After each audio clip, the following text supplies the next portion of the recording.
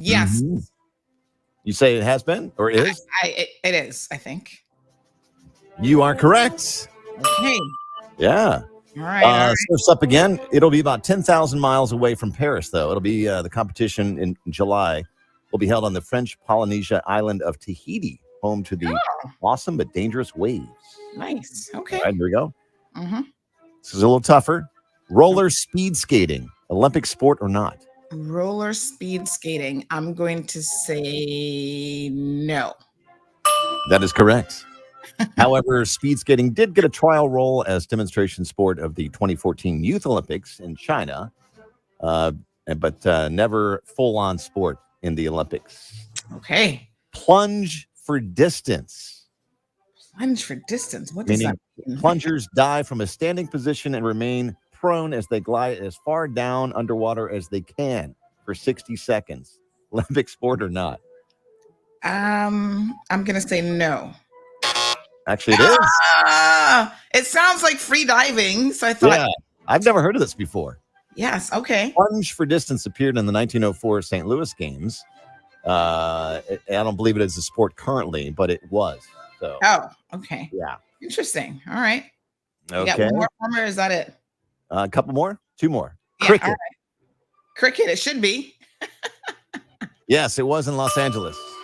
And it will be again for the Los Angeles Games. Awesome. Right? Mm-hmm. How about chess? Chess. I'm going to say there's so many chess tournaments that it must be. No. Not an Olympic sport. Gosh, not an Olympic sport. Wow. And let's do one more. Because I know we talked about it. Pickleball. Not yet. It is not an Olympic sport. You are correct. But yeah, soon come. They are hoping so. All right, not bad. Yeah. All right. Yeah, so I got two wrong, 2 out of a few. Yeah, there you go. All right. All right, Sandy. Thanks so much. We'll see you tomorrow for the Wednesday headlines. Okay, sounds good. All right. Hey, coming up, we need you to sing. All right, folks. Good morning, everyone. Give me one quick second here. We're going to make some adjustments or air conditioning. And then we are going to get this show on the road. All right. Hold on one quick second.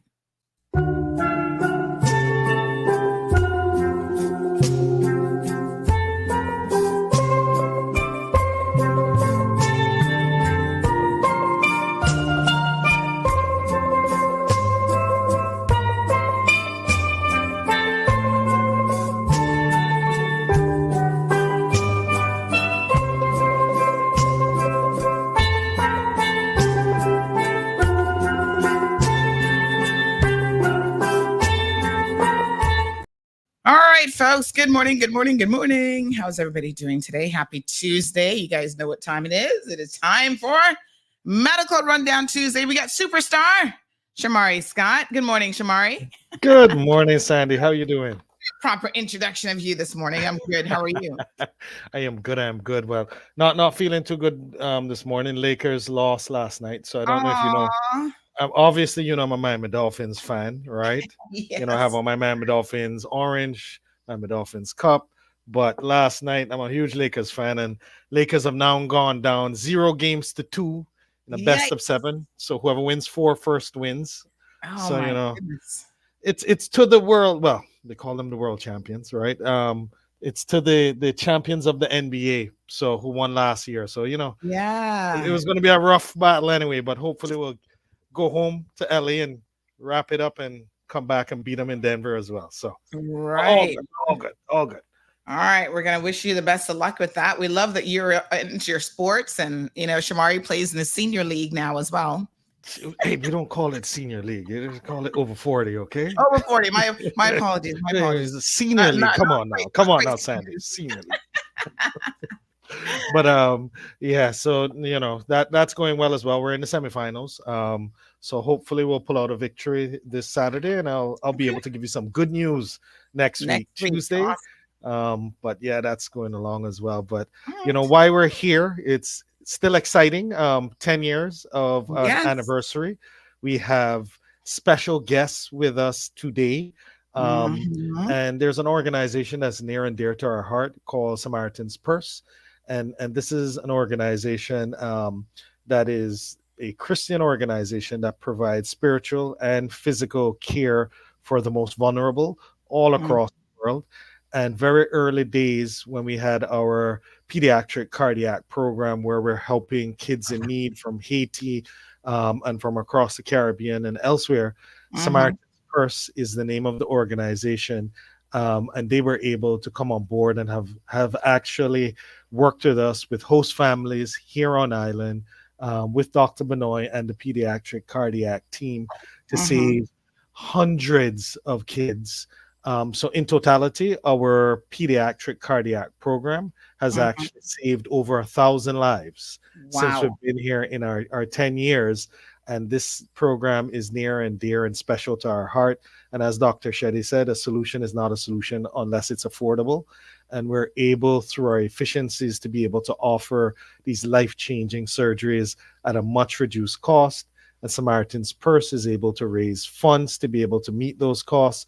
So for Mhm, kids that would otherwise probably perish, mhm. Samaritan's Purse is able to actually bring a sizable portion of them to us here in the Cayman Islands so that we can actually save their lives as well.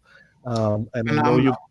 bringing her on shortly. Yes, Um, absolutely. So let's go ahead and bring on Dr. Benoit, another extraordinary guest this morning. Dr. Benoit, good Yeah. morning. How are you?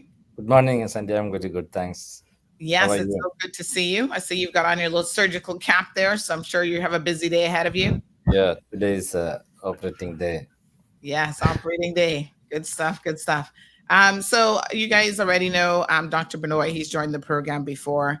One of the superstars, I like to say, at Health City, Cayman Islands.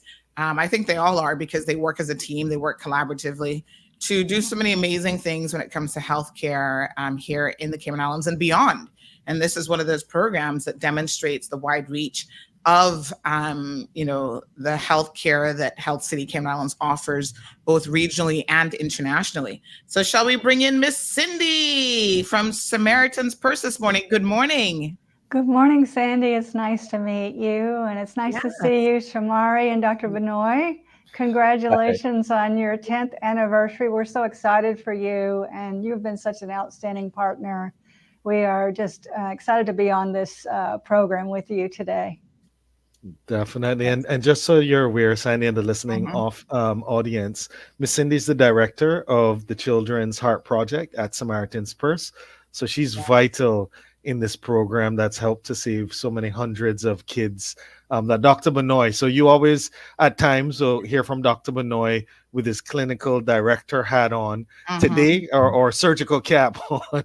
Today he has a surgical cap as the actual physician that's key to this program, Wow.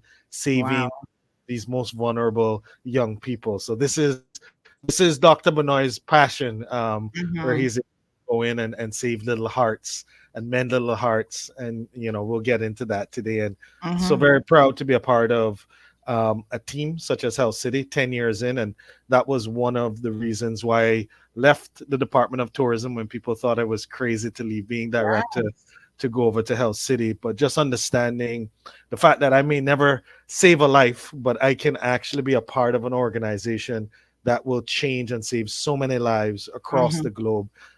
Dr. Benoit and his work was one of the reasons that I said, you know what, I can definitely make this scary leap into the unknown, because at the end of the day, if we're able to save just even one life, it'll be well worth it. And seeing that Dr. Benoit has saved hundreds of little lives, it's really amazing and makes me proud to be a part of Health City.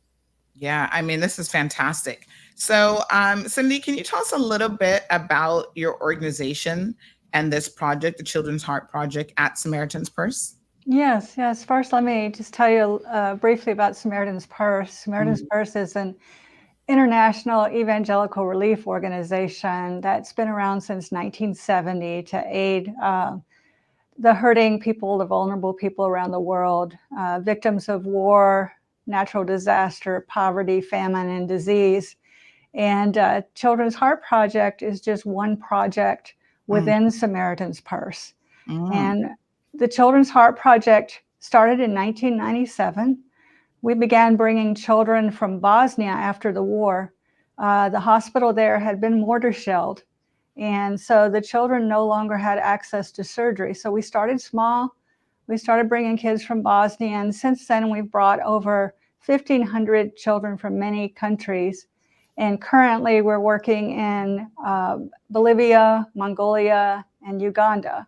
Mm-hmm. And of those 1,500 children, 185 already have come through Health City. And that's the most children that have come to one particular hospital in such a short period of time. So we're so grateful. Absolutely amazing. So tell me, Cindy, how did you hear about Health City? I mean, sounds like it's been a godsend, but how did you make that connection? Yeah, I do believe it was God's providence. We were at a conference in 2015. The Children's Hospital of Philadelphia has a very large pediatric cardiology conference every year. And a very well-known pediatric cardiologist was speaking at the podium, and he said, Dr. Devi Shetty is the future of pediatric cardiac care. And he just opened a hospital in Grand Cayman. Wow. And that statement really hit me very hard. And I remember thinking, who is this Devi Shetty and why is he the future of pediatric cardiac care? So what I did is I started looking him up, found out that he was Mother Teresa's cardiac surgeon and had been with her for about 10 years. And both of them had great impacts on each other. And I found out that Dr. Shetty had opened so many hospitals in India and done thousands of charity cases, and was even studied at Harvard Business School, and that he had started this hospital in Grand Cayman. So I called our board member, Dr. Richard Furman, who's a thoracic surgeon and lives in Grand Cayman. And I said, could you go over to this hospital and see if they are doing pediatric cardiac surgeries? And so he went to Health City and he met with Gene Thompson, the late Gene Thompson, who he knew, and had a tour of the hospital and saw the Haitian kids that were there that were recovering. So I flew out right after that and met with Gene Thompson, met with the CEO, met with Shamari. And I remember coming in on a Monday and explaining our program that we work with host families, which was new to Health City. And by that Friday, we had an agreement. Wow. So it was really, really exciting. And it's been just an absolute joy to work with this hospital. And not one child that we have referred to Dr. Benoit has been turned away. And I love the plaque that's in front of the hospital. And I will paraphrase it, but it's something to the effect of that Dr. Shetty said, if we turn any child away, we will be breaking God's commandment. So I feel like we have the same passion for the vulnerable populations of the world. Wow. Dr. Benoit, tell us a little bit about what your experience has been working with Samaritan's Purse and working with Cindy and her organization. Yeah, that's a very special relationship, Sandy. See, from 2015 till now, see there is some. We are in this relationship with many other organizations. Why Samaritans stands a little bit of different from the others is see this organization. See the some of the other organizations, they brings the patients, give all the help for the family, everything. But once the child is treated and cured, that's that relationship is over for the organization with that child. But why Samaritan's Purse is like this is they make sure that the child, once they go home also, where whatever country they have, maybe Uganda, maybe Bolivia, Mongolia, wherever they come from, they take care of the children. After that also, they help in studies. They make sure that they get a job. See, one of the children who came here in the first batch, now she is studying to become a doctor now. And I'm sure Miss Cindy will explain that story, some of the greatest stories that we have. The after the treatment of the heart ailment, whatever they have, their relationship with the children or the family is not ending there. they Right. will make sure that that is something that not many organizations can do, or not many organizations doing that kind of relationships. So, Mhm. and we are sure that once they go back to their respective countries, there's a clear, very organized follow-up protocols. They will be seen by pediatric cardiologists. So whatever instructions we give to the children, it's very meticulously followed up. So make sure that everything is taken care very well. Mm. And their selection criteria, their diagnosis. I recently told Cindy, see, almost 8 years our relationships, not a single change in the diagnosis. They see the patient, they diagnose there in wherever country the children belongs to. Mhm. There is no surprise after coming here. These are very important for a cardiac surgeon, because we have seen that the children's heart disease is totally different ball game when you compare to the adult. It's totally sometimes we bring children from other areas through other organizations, or they comes like that with some diagnosis. After that, evaluate here, it will be a totally different diagnosis, totally different treatment. Mhm. So those things are never happened with the Samaritan Spurs. So Mhm. that's what very very happy relationship so far, and I'm sure this relationship will continue forever, because it is something special. And Mhm. we know that their heart is with this children and their family. Wow, this is so touching. Shamari, how did you make it possible with the team at Health City Cayman Islands to really? She said, she met on a Tuesday or Wednesday, and a couple days later, the agreement was in place. How did you make it happen so quickly?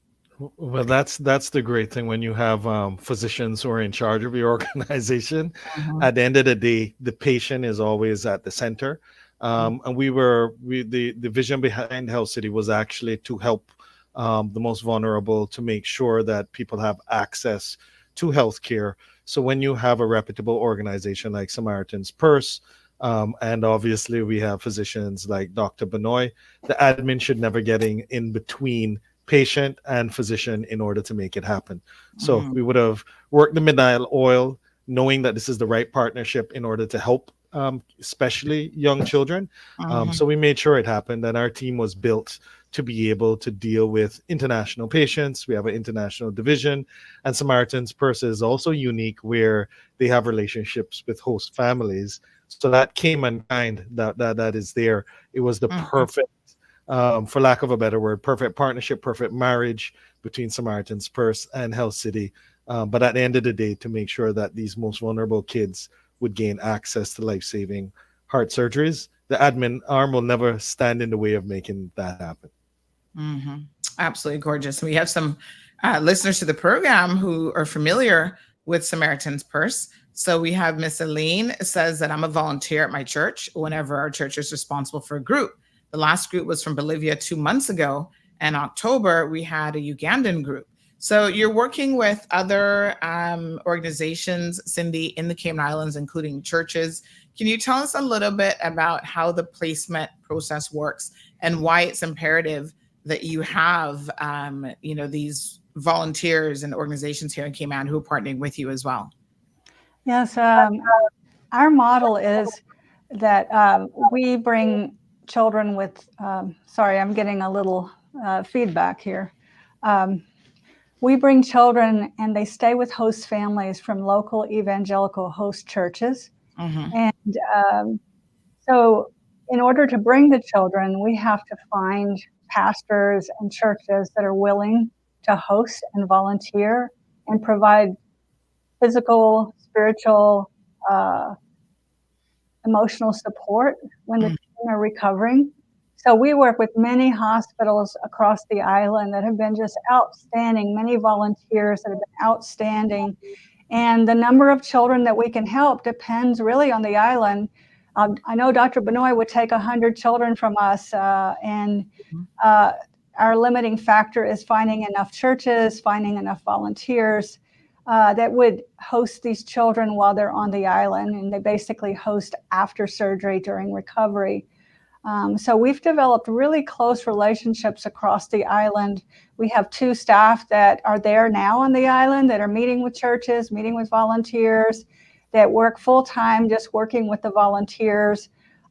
We also bring interpreters from the countries so that know the language. So if a family does, they don't have to be concerned that they're not going to be able to speak with these families, because we do have interpreters that are also trained by us, and Christian interpreters that provide that spiritual support and the support in the hospital, the support to the doctors, the translation to the doctors and nurses. And that's how we work. That's our model. Mm-hmm. Absolutely fantastic. Sarah, good morning. She says, Dr. Benoit is the best. He saved my daughter's life. Lots of respect, sir.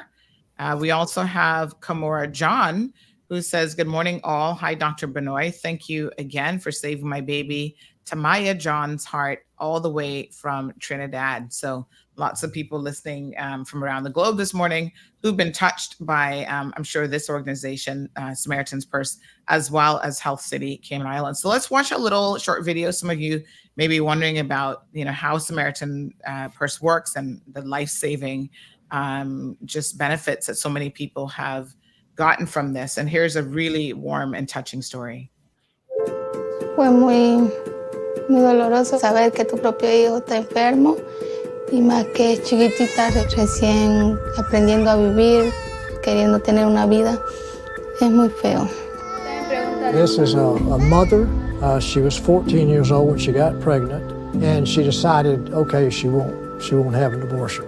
The baby had the atrial septal defect. Got her to one of our Samaritan's Purse cardiac doctors and found, okay, it needs to be operated on. Maria, the little 2-year-old, was brought to our screening in Bolivia. She was an ideal candidate for our program. During that conversation, the mom just happened to mention, I was born with a hole in my heart. And sure enough, she came back and she did have a large heart defect as well. She was under the age of 18, still met our criteria as being a child who could receive heart surgery.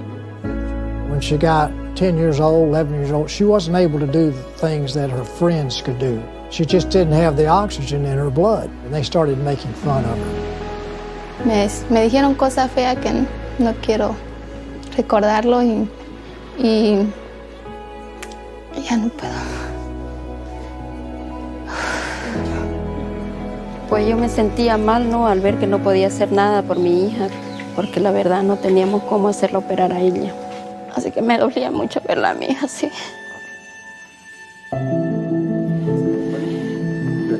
Both mother and child had the exactly same problem, the big hole in the heart. And it's surprisingly, I had never seen like this. I had to operate the child and mother on the same day. Me daba miedo que saliera mal y que yo no volviera a ver a mi bebé. Yeah, she's coming here now. Okay, the big hole was there, it's closed, and heart is very good. We did the echocardiogram, perfect. Cuando la vi salir a mi bebé, se alegró mi corazón. After the surgery, the lung pressure is normal. That means she will have a normal life expectancy. Otherwise, it would have been much, much shorter. I asked Dr. Benoit what would happen if you hadn't closed it. And he said within the next 2 to 3 years, she would be dead. Definitely a God thing that he brought them both to our screening. Cuando el doctor me dijo que ella iba a poder vivir como una persona normal, que no tengo nada en mi corazón, me sentí bastante feliz. Iba a poder estar con mi hija muchos tiempos más y no preocuparme que me iban a quedar 2 años, 1 año de vida. Es muy bonito ver cómo uno puede, como madre, uno puede salvar a su hijo.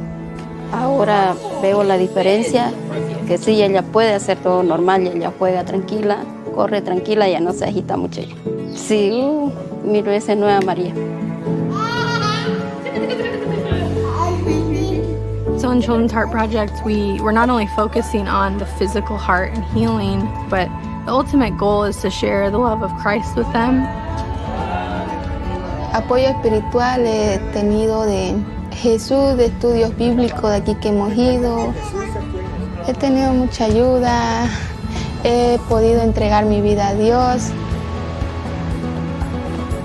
Me siento feliz y agradecida que mi hija no va a vivir lo que yo viví.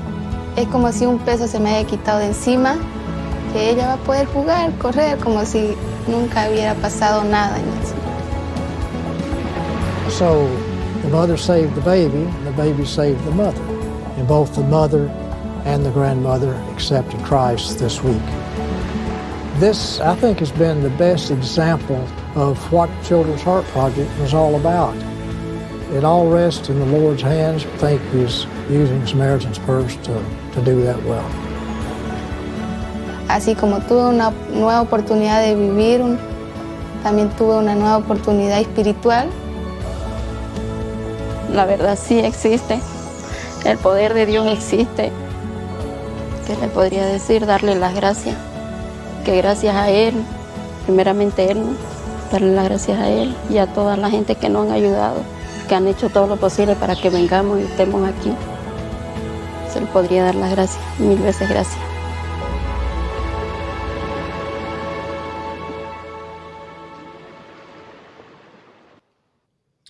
Wow. Dr. Benoit, a mother and daughter having the exact same issue. And had it not been for the diagnosis of the young baby, the mother didn't even know that she had it. Yeah, that was one of the unique experience, and I'll tell you now, it was a lot of pressure that, see, I'll tell you, mother and child operating same day back to back. Mm-hmm. And I asked mother, whom do you want to go to theater first? Mm-hmm. So mother told my child. So I asked her why. She told, I want to see my child is good, and if something goes wrong, I don't want my surgery.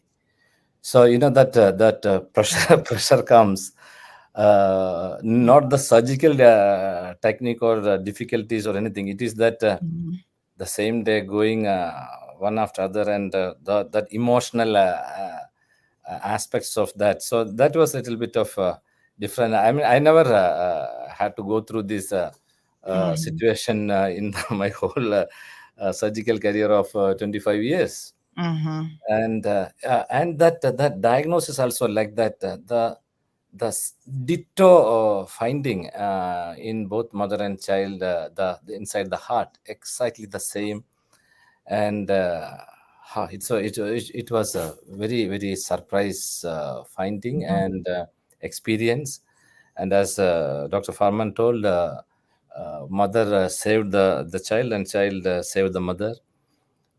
And the mother, why it was most important was because of all these years that defect was there inside the heart, and all the blood was going in different directions and all those things. Yeah, she was maybe I won't say the right time, but maybe if we did not operate at that age, then it's soon going to be inoperable, because the lung pressure will go very high. Then we cannot operate. Then it will be disastrous. So it's the right time now. Both of them will have a normal life forever, and it's a good ending story.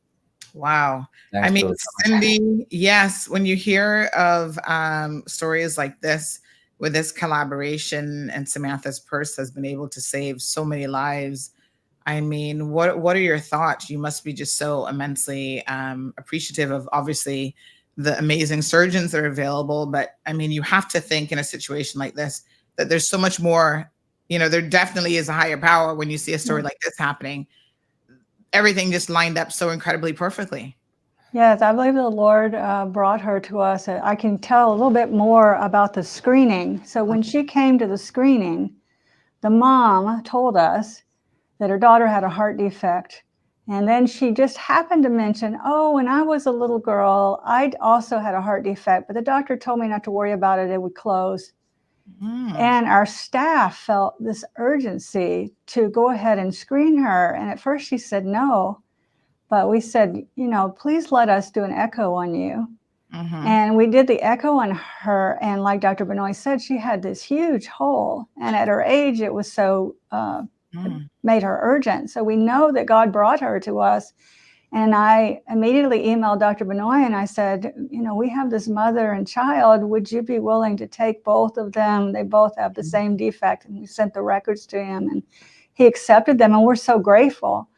And I just want to say, just to Health City, you know, we have a lot of kids from other countries that have no access to surgery. And a lot of them are very blue. And they have defects that cause them to be blue because their oxygen is so low. Some of them are teenagers. Some of them are older.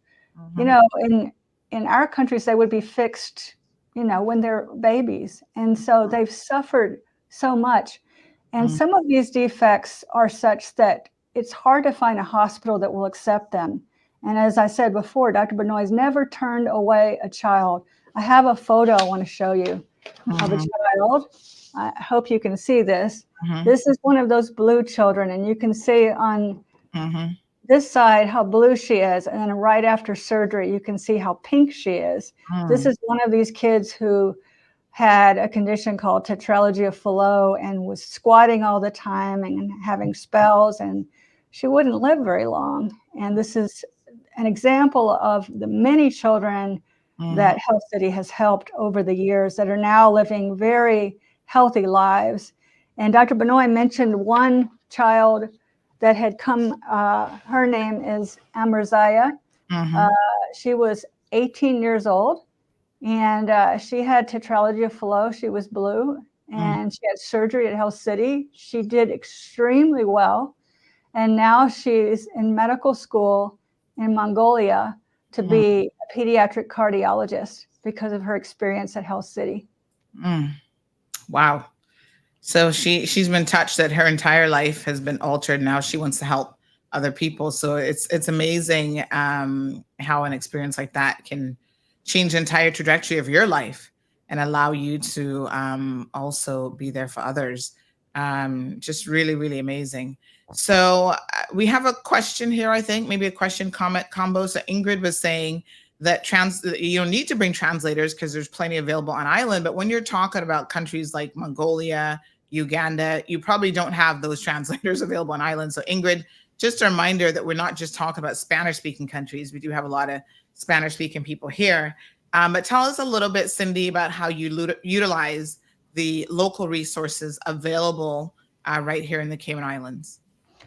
Yeah, so with the local churches, they're instrumental in providing care for these families and giving them the experience of the island and also just helping them recover after surgery and being that family for them after surgery.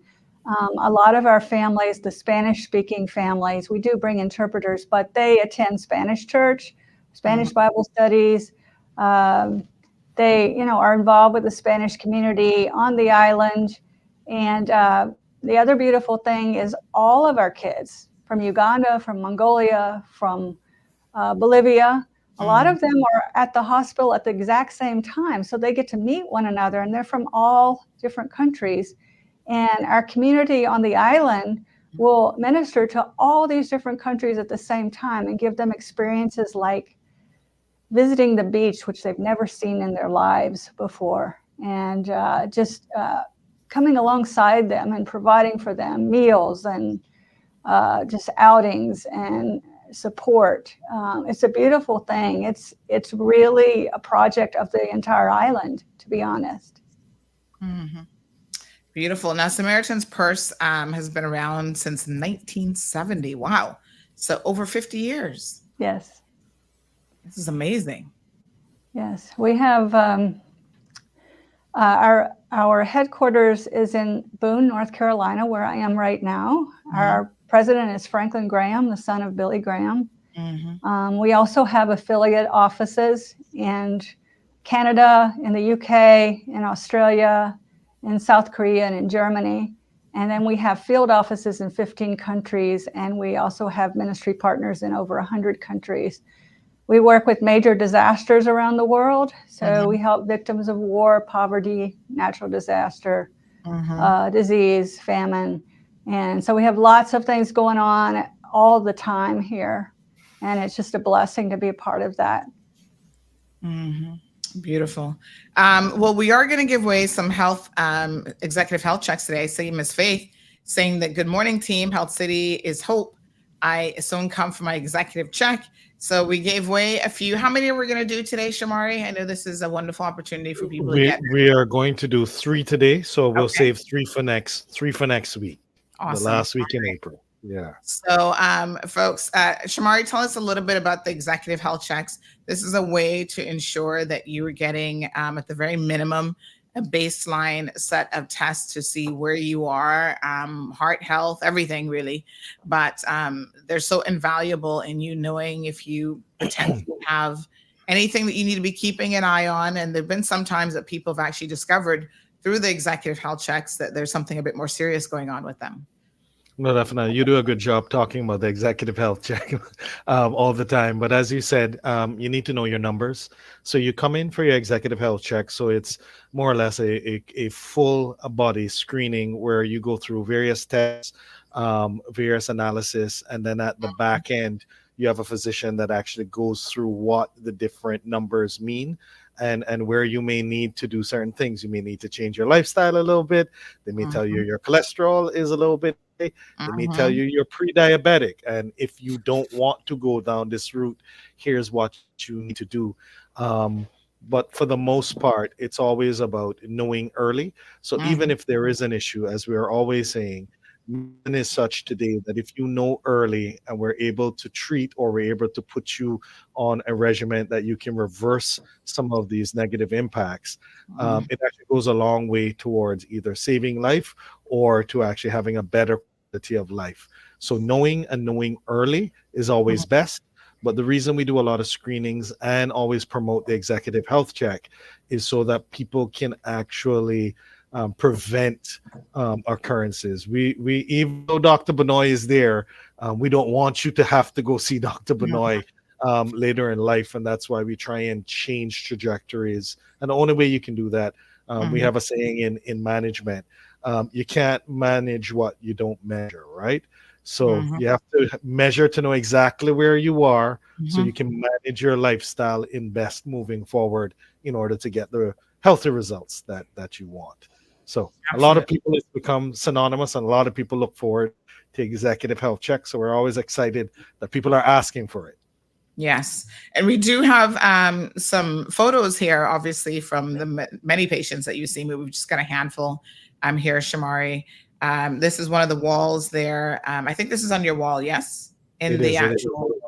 It has some of the children that we would have saved, obviously not all, but definitely some of the children highlighted that we would have helped to save throughout the years. And many of them would have obviously been Samaritan's purse kids. Beautiful. Absolutely gorgeous. We have a comment here from Booyah PJ. Says, I'm very happy and grateful to you today. My son is giving joy to his healthy mother. So another personal testimony to the amazing things that are happening at Health City, Cayman Islands. And there's the young lady that we just saw, looks like in the video. Again, looks like that's a follow-up exam, Dr. Benoit, that she's getting with you, Yes. making sure that everything's good. Yes, it's follow-up exam. Everything is good. She was absolutely normal after that. Yeah, this is also one of those photos that after the surgery, before they went home. Beautiful. Wow. So before we do our trivia questions, Cindy, can you tell us a little bit, there are people who obviously, lots of people listening to the program this morning, they're thinking, how can I help? Maybe they're church pastors or members of organizations that want to collaborate with you. What are you most in need of? Is it host families when you come to the Cayman Islands?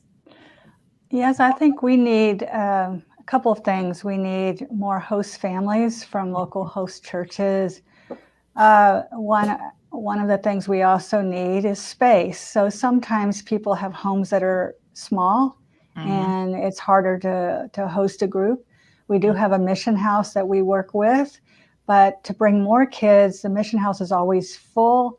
So if someone has a home that they want to donate for a month for a group or 2 weeks for a group, that would be helpful as well. And they can reach out at heartproject@samaritan.org and let us know if they want to be a part of this and want to help, and one of us will get in contact with them. But yes, we really do need more host families and volunteers that work with these groups while they're on the island. Phenomenal. Thank you so much. All right, Shamari, we're going to throw some trivia questions out there, I'm sure, to see if people have been generally paying attention. So what's the first question? And again, just let me remind everyone of the rules. So you have to call in. 936-2626 is the phone number. Let me make sure the phone lines are open. Yes, everything's looking good. So we want you to call in to be able to win these executive health checks, which are very, very valuable beyond any price tag that you could certainly put on them. So first question, Shamari, drum roll. All right. So the first question is, can you name 3 specialties at Health City outside of the cardiac division? 3 specialties that we offer at Health City outside of the cardiac. 3 specialties. 3 specialties. All right, 936-2626. And I know last week we had someone who wanted an executive health check, but he, works for government. So he's like, oh man, I don't know how it's going to happen. I said, just pay attention to the trivia questions and you'd be surprised. And sure enough, he won. He was one of the winners from last week. Awesome. Yes. Good morning, caller. Hi, do you have a winner already? No. Take your stab at it. Gastro technology, gynecology, internal medicine. All right, Shamari. Yeah, we'll go. Ding, ding, ding, ding, ding. Winner. Thank you so much. Of course, I recognize this caller. She's always playing. She's always playing and winning, I must say. So congratulations to you for getting an executive health check. I'm just curious to know, have you ever had an executive health check before? I haven't, but my husband has, and it's been on my to-do list along with what's the procedure what you had? The colonoscopy. Yes. Colonoscopy. Yeah, I need to do that. Get it done. You're in that age group, I'm sure, where the screening for the colonoscopy is just do it. Like I told people, there's absolutely nothing to be fearful of. It was a very easy experience as it goes. So they'll be in contact with you. You're most welcome. They'll be in contact with you a bit later on for your certificate. So congratulations again. Thanks. Have a great day. Awesome. Okay. You too. Bye-bye. All right. So I like to share my experiences, Shamari, because I know people get apprehensive when it comes to sometimes going to the doctors and getting stuff done. I think we're all at times like delaying stuff way beyond what we need to. In fact, I need to make another appointment because I'm going to tell you who I need to see next is your surgeon. She was on the program maybe about a month or so ago. She does dermatological and skin type explorations. I can't remember her name now. Dr. Rose. Dr. Rose. I need to come and see her. Yes. There is something that I have been ignoring for too long and I need to come and see her. So always a good reminder. All right. Second question, again, telephone number 936-2626. Don't be shy. This is a wonderful opportunity. Again, she's saying that last caller, she knows that she needs to get it done. Sometimes we take care of other people in our lives, like, oh, let's get her husband to do it. No, Dr. Lisa, our plastic surgeon. Yes. Oh, Dr. Lisa. Yes. Right. Sorry, Dr. Rose's headaches. My bad. Yes. Yes. Kifra's paying attention. So yes, that's who I need to see. So I'm going to make an appointment with her. But so take care of yourselves. And, we've had other people. Last week, we had a young lady who wanted, she said, you know what, I've got good insurance. I can afford to get this done on my own, but my mom doesn't have any insurance. And I want to be able to pass on the executive certificate to her. And so, it's so wonderful that people think about the other people in their lives as well. So what's her second question, Shamari? So the second question is this one may be a little bit more difficult. Okay. Name 3 countries outside of the Cayman Islands and Caribbean that we've treated patients from. So 3 countries, 3 of our Outside. international patients Mhm. that are outside of Cayman and the Caribbean. So Well, 3 you countries. mentioned a few this morning, so. All right, folks, if you've been paying attention, 3 countries that they have treated people, but no one in the Cayman Islands, obviously outside the Cayman Islands and outside the Caribbean. And in fact, if you were paying attention even to last week's program, hint, hint, we had some guests on and, they talked about we saw some videos, they talked about their experiences and where were they from, what country. So this one isn't really it's not that difficult. I think you guys can get this. 936-2626 at, I was just about to answer that one.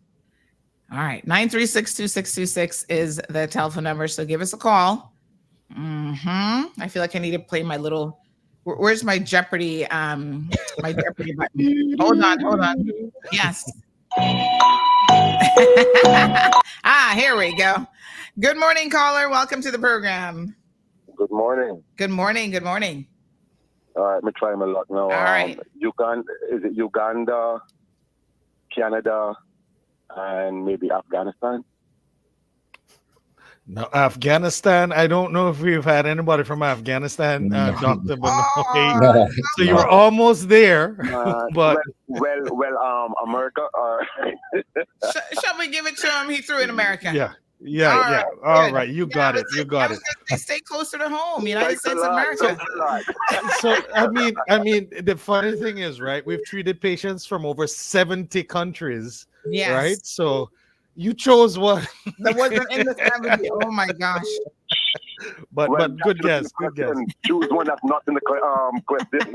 Make it real hard. So congratulations. Can I get a first name for you? Marlon. All right, Marlon. They're going to give you a call and get you all sorted out. Let me ask you a similar question. Have you ever had an executive health check before? No, I haven't. And I think it's way overdue. Yes. Very good. Yeah, so I'm above the 45 issue, so I need to have a check out. Yes. Definitely, Marlon. Get it done. And, the great thing, Marlon and others, about the executive health check is when you go in, they'll do all the testing and probing and whatever. And they'll also make recommendations. Like I realize that there's certain tests, you don't need to redo every aspect every single year. They'll say, okay, you were good on this test. This is a test that we only need every 5 years or every 10 years. So then when you need to go back and do follow-ups and stuff as well. So congratulations, Marlon. Thank you very much. All right, my dear. Have a good day. So we've got some. All right, bye-bye. Yes, we've got a gentleman there, Mr. Marlon, who has won this morning as well. I'm sure if he's in that 40-plus club, one of the things, again, he's going to have to think about is that colonoscopy. But don't be afraid. Just get it done. All right, one more question to do our final gift certificate of the day. And Shamari, we're still doing the bags with the definitely beautiful. You can show the bags with the cup again if you would like, so that those that are online can actually see that we have a beautiful canvas bag. I was about to say croco sack, but beautiful Kansas bag right here with the Health City with the lotus. And you get like a little water jug in there and water cup that you're supposed to drink 4 of those a day, and you'll be good. Yes, that's working the on amount of water intake. Doing my best. I think everybody knows I struggle with drinking enough water.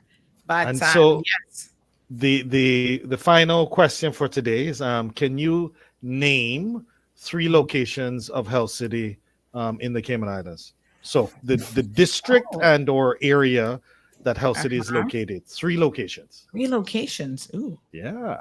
Okay. All right. Yeah, we got another caller. Good morning, caller. Uh-oh. We got some feedback on the line there.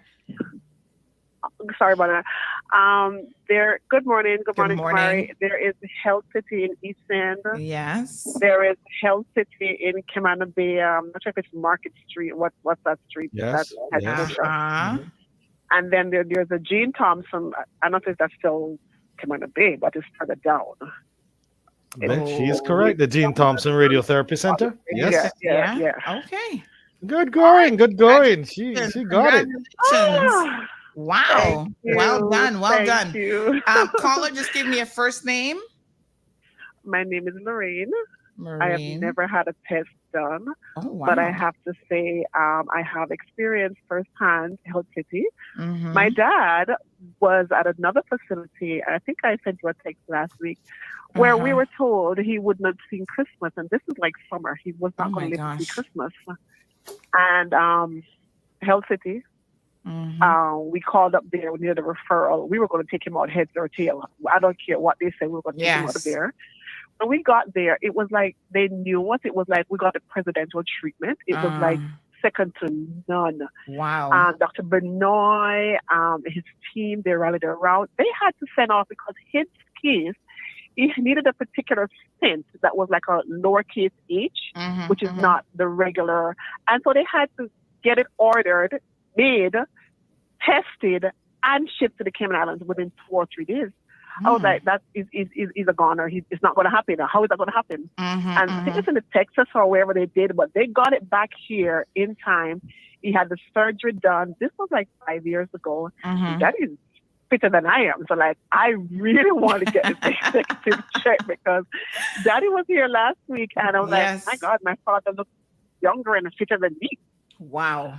So I am forever grateful to Dr. Benoit and his team. I gotta say forever grateful, forever grateful.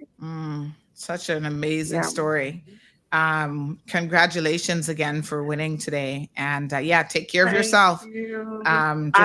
Yes. This is the beginning. Yeah, you gotta make your own health priority because somebody's gonna need to be around for Dad to visit and cook for and all that fun stuff. Dad is gonna be around long after you and I are gone. Oh, it's so nice to hear that he's doing so well. He is. Stubborn Bill, but he is. Yes, that's wonderful. Thank you so much for sharing that story as well. Thank you. All right, congratulations, Miss Maureen. So wonderful. All right, so that's our 3 winners for today, and we'll give away some more again next week, Tuesday, on another medical rundown segment. So, wow, Dr. Benoit, do you ever think to yourself?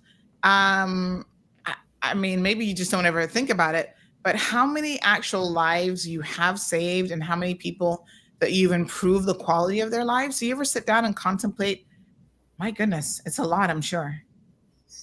No, after before coming here, I have performed I think 5,500 surgeries while I was in India. After coming here, it's 1,000 crores. I mean, I don't exactly. I know it's 1,000 plus definitely surgeries we have performed here. Wow.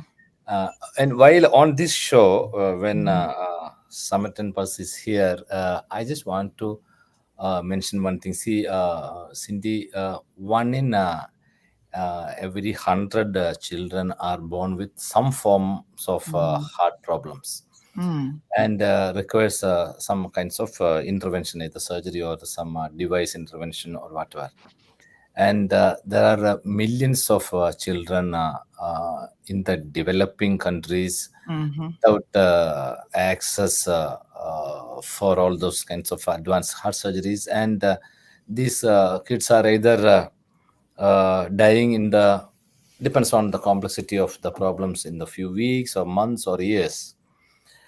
We as fellow human beings can do a lot. See, we may not be able to save the millions of children who need these heart surgeries, but we can help significant number of these children.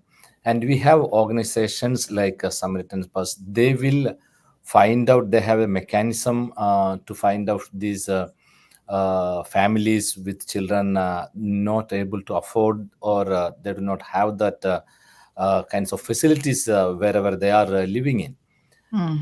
We, I find ourselves are all privileged. Actually, God has given us all this, whatever we have now in our life. So, if we can give something back to these children, definitely we can save a lot of them. See, we as a health city, our dream is or aim is at least one child from this group we can do every day. That's what I used to tell Miss Cindy from the beginning. We are happy. We are heavily subsidizing these surgeries for these kids, actually heavily, and we are happy to do one per day. That's what we want to do. You need support from whoever they can, actually, like helping with this host families, or even donating if they have that kind of money they can give. May not be through Samaritan Purse, but other organizations, they need help like this. But we can make a significant impact for many thousands of families around the world by giving a rebirth to their precious kids. So this is my request in this show. We can do a lot, and there are millions are there around the world, but at least we can start that baby step now and try to help these children. Very good. All right. And Sandy, Yeah. and Sandy, I'm gonna give an extra executive health check today, because I want to ask a question specific about Samaritan's Purse as one of the trivia questions.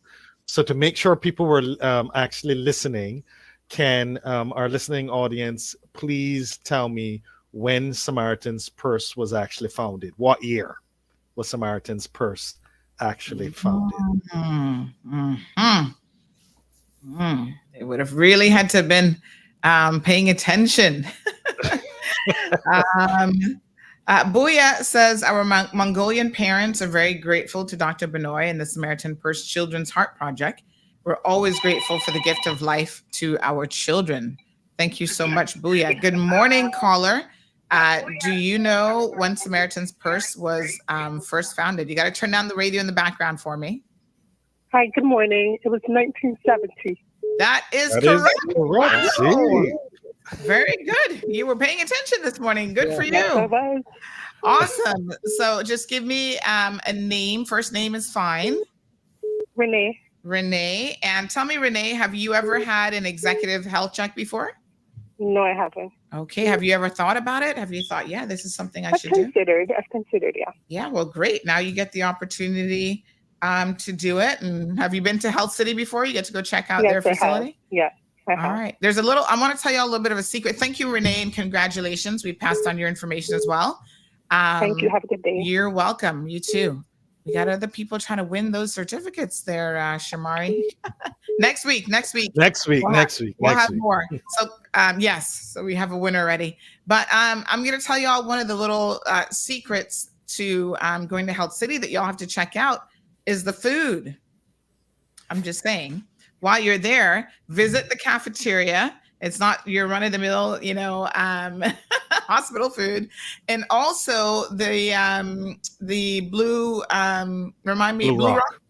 Rock Cafe, which is right there. They have the most amazing ceviche ever. It is so good. So it's Blue Cilantro, which obviously is in town, Four Diamond Restaurant. Yes. Chef Shetty is the lead chef for our canteen, as well as he has Blue Rock across the road, which is also his. And it was interesting when I first was involved, and obviously from a branding marketing perspective, we were getting testimonials, and I was going through hours of B-roll, and over, I kept hearing patients talk about, oh my goodness, and the food is just amazing. So yes, great doctors, great service, saved my life, but the food. Yes. I was like, all right, we have something here. But definitely, once again, Chef, Dr. Shetty, with his vision, understood everything we would need in order to make this hospital a shining star right here in the Caribbean. From taking Dr. Benoit, as he mentioned, 5,000 surgeries and plus, who was at the peak of his career in India, was very, very busy, but then explaining the vision that he had and the difference that we would be able to make here. And then getting together a group of administrators, all the physicians, nursing, his ICU team, in order to make this special place happen. And as Dr. Shetty always said, when I would ask him, I was like, but Dr. Shetty, how do you find such great people that become a part of your organization? And what he said to me is like, it's simple, Shamari. When you're doing God's work, great people find you. And I think that's very true. And it's the same way Miss Cindy and her team, you know, she's there hearing about Dr. Shetty and then has a connection in Cayman, and that's how it comes together. God works in mysterious ways, and we always find great people, and patients always find their way to us. And then obviously we do our work to make sure that they're aware of us to come to us as well. So it's been a great 10 years, and we look forward with Samaritan's Purse as well. So thank you, Miss Cindy, for everything you do, because I know your work is also difficult, and all the organization and getting from both host country then to the Cayman Islands, as well as with host families here, putting that together is no small feat. You know, I've organized in my former life many events and had to do much logistics. But when you're dealing, you know, with health issues on top of that, with your most vulnerable, with children, with mothers and guardians, that work is even more so difficult. So big thank you to Miss Cindy and her team for everything they do to be able to put this together so that we can do what we do to help to save lives as well. So 10 years in, and we look forward to the next 10, 20, 30, 40, 50 years being here in this marriage between Health City and Samaritan's Purse. Absolutely fantastic. And Shamari, you may know this, but you know, CMR, we're coming up in our 8th anniversary a little bit later on this summer, and we've just reached a huge milestone in our journey as well. Did you happen to hear?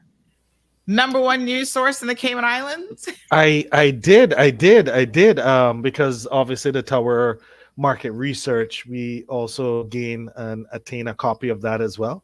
So it was great to be able to see in black and white across the board, you know, the different entities, and the fact that CMR is now #1 in regards to news. And I think also talk show was another category. There are a few categories that you had some good news for as well.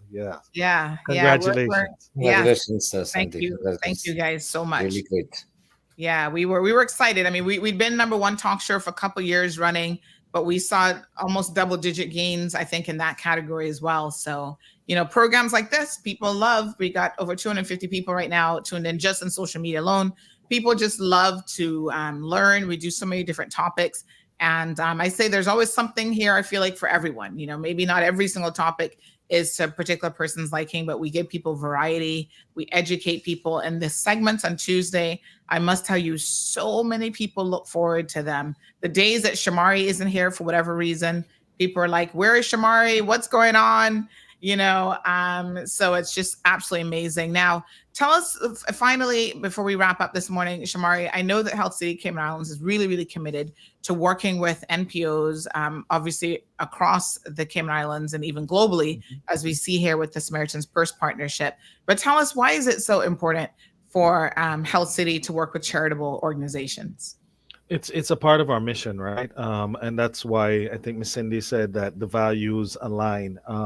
Dr. Shetty, who is the visionary, who is behind Narayana, which is our parent organization with over 40 hospitals and embedded units within India, actually had a vision to be able to produce a hospital on this side of the world in not the least costly jurisdiction, to be able to show that with the right mission, with the right efficiencies, with the right physicians and the right equipment, that we'll be able to actually offer life-saving surgeries for a fraction of the cost.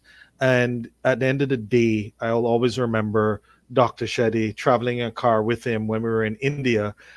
Prior to us opening our doors, he's like, you have to see what we do to be able to truly help us from a marketing, PR, and brand perspective, so that more people can know about Health City. And I remember him having a conversation with me, and he said, Shamari, you know, what do we breathe to stay alive? And I was looking at him, and he's like, it's not a trick question. What do we breathe to stay alive? I said, the air? He's like, no, Shamari, what in the air? And I was like, Mr. Tyler, Biology 101, coming back to me. I was like, oxygen. He's like, yes. you breathe oxygen to stay alive, right? I said, yes. He said to me, so you need oxygen to stay alive, but is oxygen your reason for being? I was like, well, no. He's like, okay. So he's like, you're very important to this organization because as an organization, we need to make revenue. So we're going to need revenue in order to have the best physicians, in order to have the best equipment, in order to be able to do the best work. So your job is to bring that revenue, that oxygen into the building, but never forget that that revenue, that oxygen that you're bringing into the building, we need that to survive, to do the work that we do, but that isn't our reason for being. Okay? And he said, our reason for being is so that we can save lives and so that we can help people. Wow. So at the end of the day, we need to be successful, to be the most innovative, to be the highest quality, so people will want to come to us. But we always need to look at how we're reducing costs, how we're getting the efficiencies, and how we're going to be able to touch lives and save people. So when we're doing things, and I know that was a long-winded explanation, but when we're doing things such as working with Samaritan's Purse, that's here. So when, you know, the types of surgeries that we're doing at Health City is a fraction of the cost. It will cost, let's say, $100,000 or more in the US. He said to me, you're not going to be able to do everything for free, because very quickly you won't be able to afford your doctors, you won't be able to afford the equipment, and then you can't help. But if you were able to raise $100,000 through a charitable arm in the US, if they really wanted to give it away just based on the cost, you maybe could save one child. But if we actually reduce the cost to $10,000 per child, and you're able to raise $100,000, save 10 children. And that's why we're here. And that's why we're doing what we're doing. So even though, yes, obviously we're going abroad, we're getting patients, insured patients, working with governments, and they're coming here to be able that we can save lives as well. Obviously, locally, we're always looking to see how we can help those that are most vulnerable, which is why we help all of the charitable organizations, obviously on island throughout, so we can help people that really need it, whether it's the Cancer Society, whether it's the Heart Foundation, etc. But then we also work with Samaritan's Purse, so our reach can be far extended, whether it's Fiji, Mongolia, Kenya, all across the world, Bolivia, El Salvador, obviously Haiti, Trinidad, Jamaica, Barbados, all across the world we've been able to help. And we look forward, because that's a part of why we're truly here and what our mission is. Wow. We do have a caller in the line. Good morning, caller. Welcome to the program. Good morning, Sandy, and everyone on your show. I know you're not on this subject, but I have a question, because I want to find out if the doctor can tell me what's the difference of chemo and radiology, and where is Health City facility, because I understand that they is the only person on island that has a radiologist stuff or whatever. And I hoping that it not what they think that somebody that close to me have, but they're telling me, because I'm waiting on the results today, and I'm very concerned. So I need to know if they have it Health City, and or it's in the Camana Bay area, but they did mention something about radiologists. So I wanted to know the difference, of that and chemo, because somebody would tell me that now is bad, is the chemo or whatever, but I don't know nothing about it. Okay. All right. Thank you. Thank you so much. We'll get that answered for you. So, Cindy, we're going to let you go. This is a question specifically for Dr. Benoit. But Cindy joined us again from the Samaritan's Purse nonprofit organization. This is a non-denominational evangelical Christian organization that provides spiritual and physical aid to hurting people around the world. They've been around since 1970, serves persons who are victims of war, poverty, natural disasters, disease, famine, while sharing Christ's message with them as well. And they have multiple ministry projects, and this is one of them. This amazing collaboration. So again, Cindy, thank you so much. Thank you for having me, Sandra. This has been a joy. And thank you, Shamari, Dr. Benoit. Let me just say that this is a world-class hospital. I work with hospitals all over North America, world-class, both in expertise and skill, but also in compassion. There's no other hospital I know that has the compassion that these physicians have, that Dr. Benoit has. And I'm just so grateful and honored to be a part of this. So thank you. Thank you so much. And Bishop Morris is with us saying thanks to this charitable organization for being the hand of God extended. And we also had Richard joining us from Boone, North Carolina. So again, thank you so much, Cindy. Thank you. All right. So Dr. Benoit, we do have a question here for you. Really asking what's the difference, I suppose, between chemotherapy and radiation. Sounds like she said a friend is waiting on some results today. Might be getting a cancer test, some sort of screening done. So tell us really what's the difference between the two types of treatments? Yeah, Sandra, that now the technology and the understanding about the cancer has advanced significantly over the past 2 or 3 decades. So not every cancer will have the same kind of treatment. So there are various treatment modalities are there. One is called chemotherapy. Chemotherapy means it's a special medicine that is usually given through the veins, and these medicines will specifically target the cancer cells and kill those cells and suppress or sometimes completely cure the cancer. That is one form of treatment. The other one is radiotherapy. This is again a radiation is given to the particular tissues or cells and destroy that cancer cells. So we have a LINAC linear accelerator here in Kamana Bay, that Gene Thompson Radiotherapy Center, where we have the most, I can tell the most advanced radiotherapy machine there.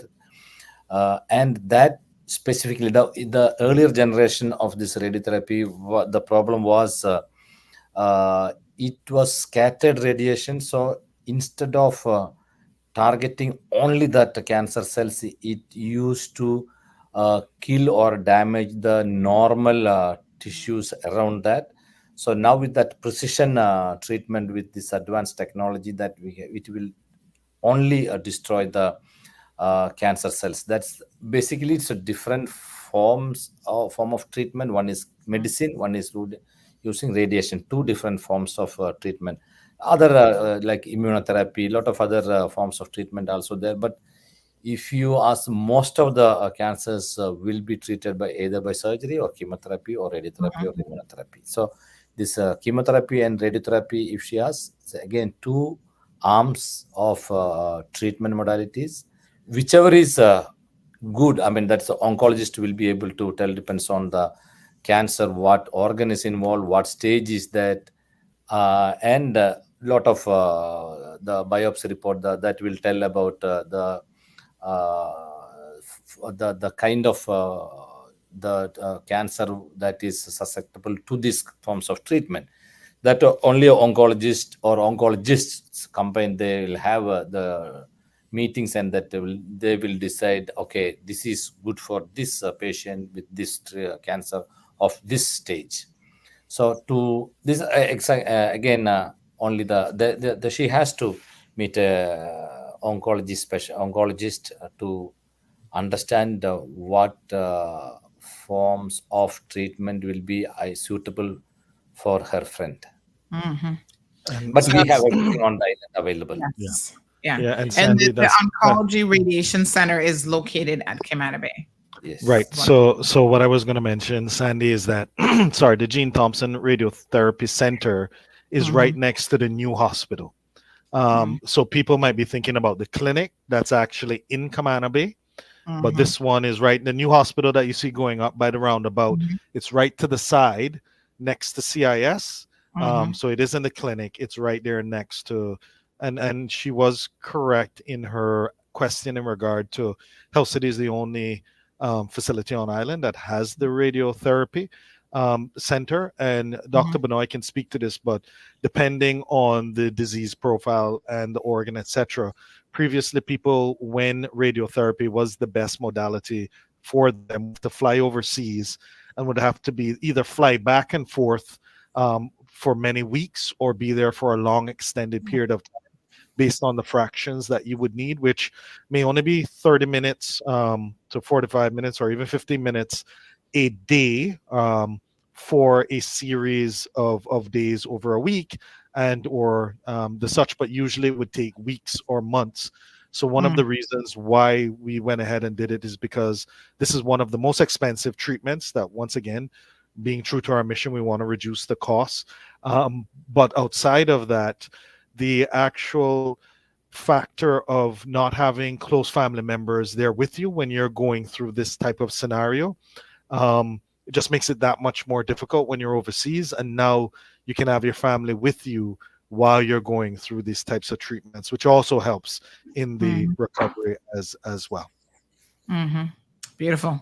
All right. So we have Vanya, who is here with us as well. And Vanya has sent a message in Spanish. We're going to do our best to pull back that high school Spanish and translate. So it says, Doc, un saludo desde Bolivia, mil bendiciones para, whatever you use abbreviations. I don't always get those, but I think it's supposed to be para usted, maybe, que ha sido el ángel que operó a mi hijito. Siempre estaré, hold on now, this is a big one, agradecida, I think, con usted. I think UD is short for usted. So basically, help me out here, my Spanish folks, but she said, Doc, greetings from Bolivia, 1,000 thank yous, basically, for you and the, what is C though? Any idea, Shamari? I don't. You see, I should have listened up in Spanish class, right? Something angel that operated on my son always. What verb is estare? Gosh, something. Oh gosh, the last bit with you. So maybe always. Maybe the blessings with you or something. I'm gonna guess. You see, when I was in Spanish class back in the day, I used to say, when will I ever use this? Right? And here I am, many years later saying, man, I should have listened more in Spanish class. Yeah, you definitely should have paid attention. So daughter, it's a son. Daughter, not son. Daughter. Ita, yes, Hita. Yeah. So hijita, daughter. Okay, yes. hijita. All right. So yes, I think we got it. Alba, is that more or less it? Here we have a translator. Hold on. Somebody's gonna help me out here. Good morning, caller. I can help you with the Spanish. Yes. She tell him a million blessings. Yes. And he's an angel. He operate on her daughter, and she always grateful to him. She always grateful to him and like the facility. Yes. And tell him thanks for explaining my thing, because I waiting. I think we gonna have to go down to Samana Bay. So. All right. Thank you so much, darling. Okay. Thank you. Okay, hon. All right. So muchas gracias. I was saying a listener before was talking about we have translators on island, so I was like, we're the translators now. we got it. They're on it. Yes, they're on it. So very, very good. This person says, Sido, you have been blessings. Good morning, Sam. Thank you so much. And that last bit, I will forever be grateful to you. So awesome. Yes. All right. Some of the words I need to brush up on a little bit, but not too shabby for someone who, hasn't done any Spanish studying in a while. Big thanks to Shamari, Health City, Cayman Islands, Dr. Benoit, here with us again today on this beautiful Tuesday. We'll see you guys next week, Tuesday, for another episode of Medical Rundown Tuesday. So we're looking forward to it. Celebrating 10 years at Health City, Cayman Islands, a huge milestone for them as they continue to expand their facilities It looks like an amazing facility, hospital there at Camana Bay is coming online. Now, Shamari, you got to help me out here because I heard a little sus, and I don't know if you're able to confirm it or not. But in relation to the facility at Camana Bay, I understand that so many people have bought into the Health City vision that even the DART organization has done something that they have never done before, which is allowed a private organization to basically purchase the land, if you will, at Camana Bay and put your facility on. So that's the first for you guys as well. That is correct, and just to mention that the DART organization, when they were looking forward at what will help not only the Cayman Islands be successful, but obviously their organization that's here, two things: education and healthcare. So the fact that obviously we would have been doing such a great job up in the east, and that we would be bringing it and I know it's only half an hour away as far as we state, but persons still think it's a far way away. The fact that we would bring it also our next phase more central to be able to meet 70% of the population that lives in that area and over 90% that actually work in that area. They definitely thought that it aligned with what they wanted to do. So they made some special arrangements in order to allow us to be able to be right there within their campus. You would have seen it's at that main roundabout, right at the now the road that goes, well, eventually will go directly to the airport as well.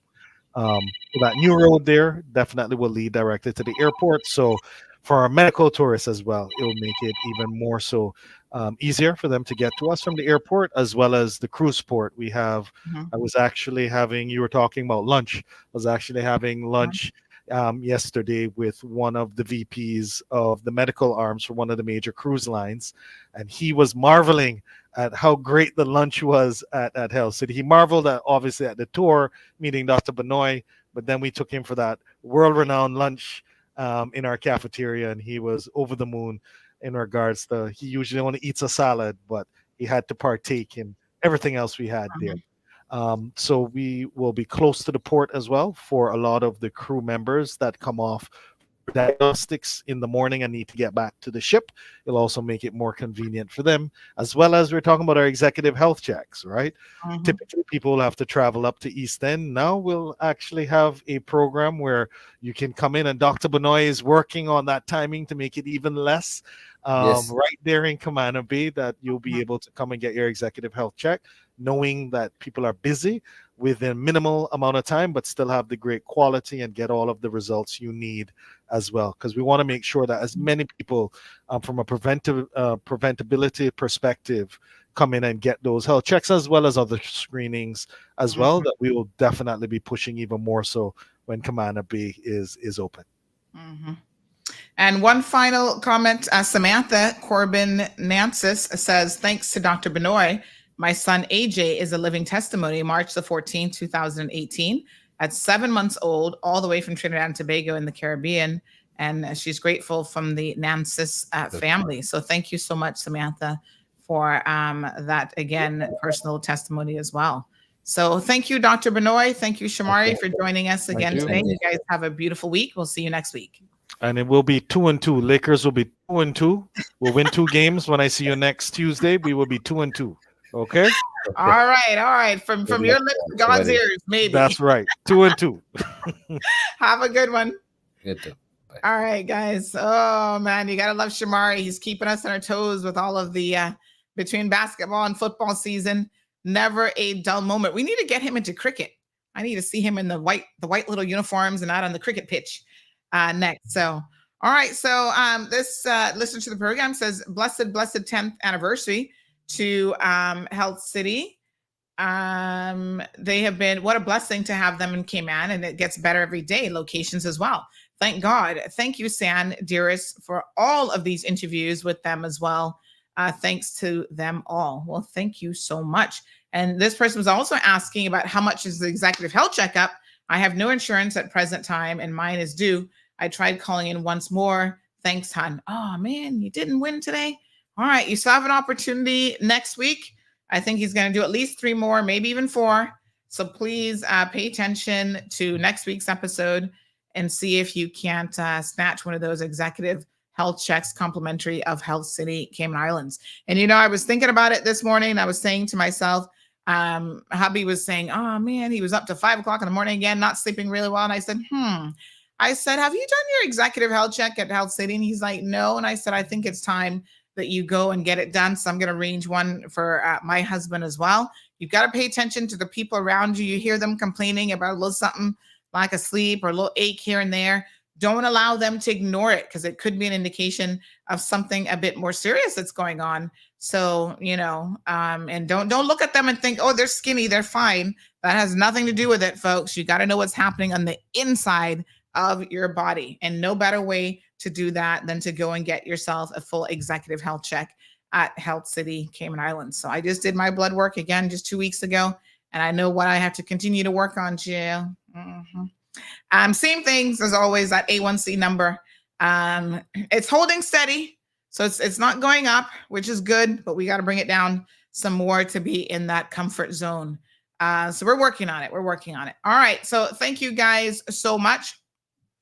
So Rough Seas says, with the number of heart attacks that people are having on the beach lately, having a closer facility would help big time.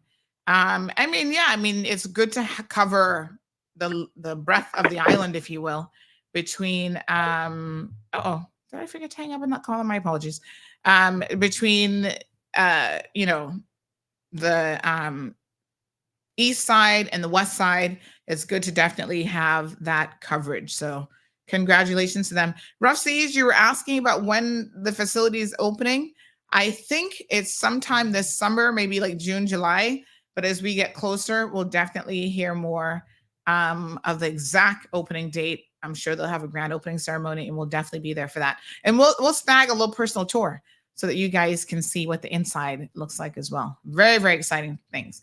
All right, so let's take a brief commercial break, and we'll be right back after these messages. Do you own a 1996 to 2016 Honda vehicle? There is an ongoing urgent safety recall regarding faulty Takata airbag inflators in Honda vehicles in the Cayman Islands. As affected vehicles get older, a combination of high temperatures and humidity can affect airbag inflators with the fault. If you're involved in a collision, the airbag can go off with too much explosive force, causing sharp metal fragments to shoot out and kill or seriously injure people in the vehicle. To check whether your vehicle is affected, go to HondaCayman.com/recalls. Honda will replace any defective airbag inflators completely free of charge. Contact the Car City service team to arrange this. Please take the time to check if your vehicle is affected by this urgent safety recall by going to HondaCayman.com/recalls now.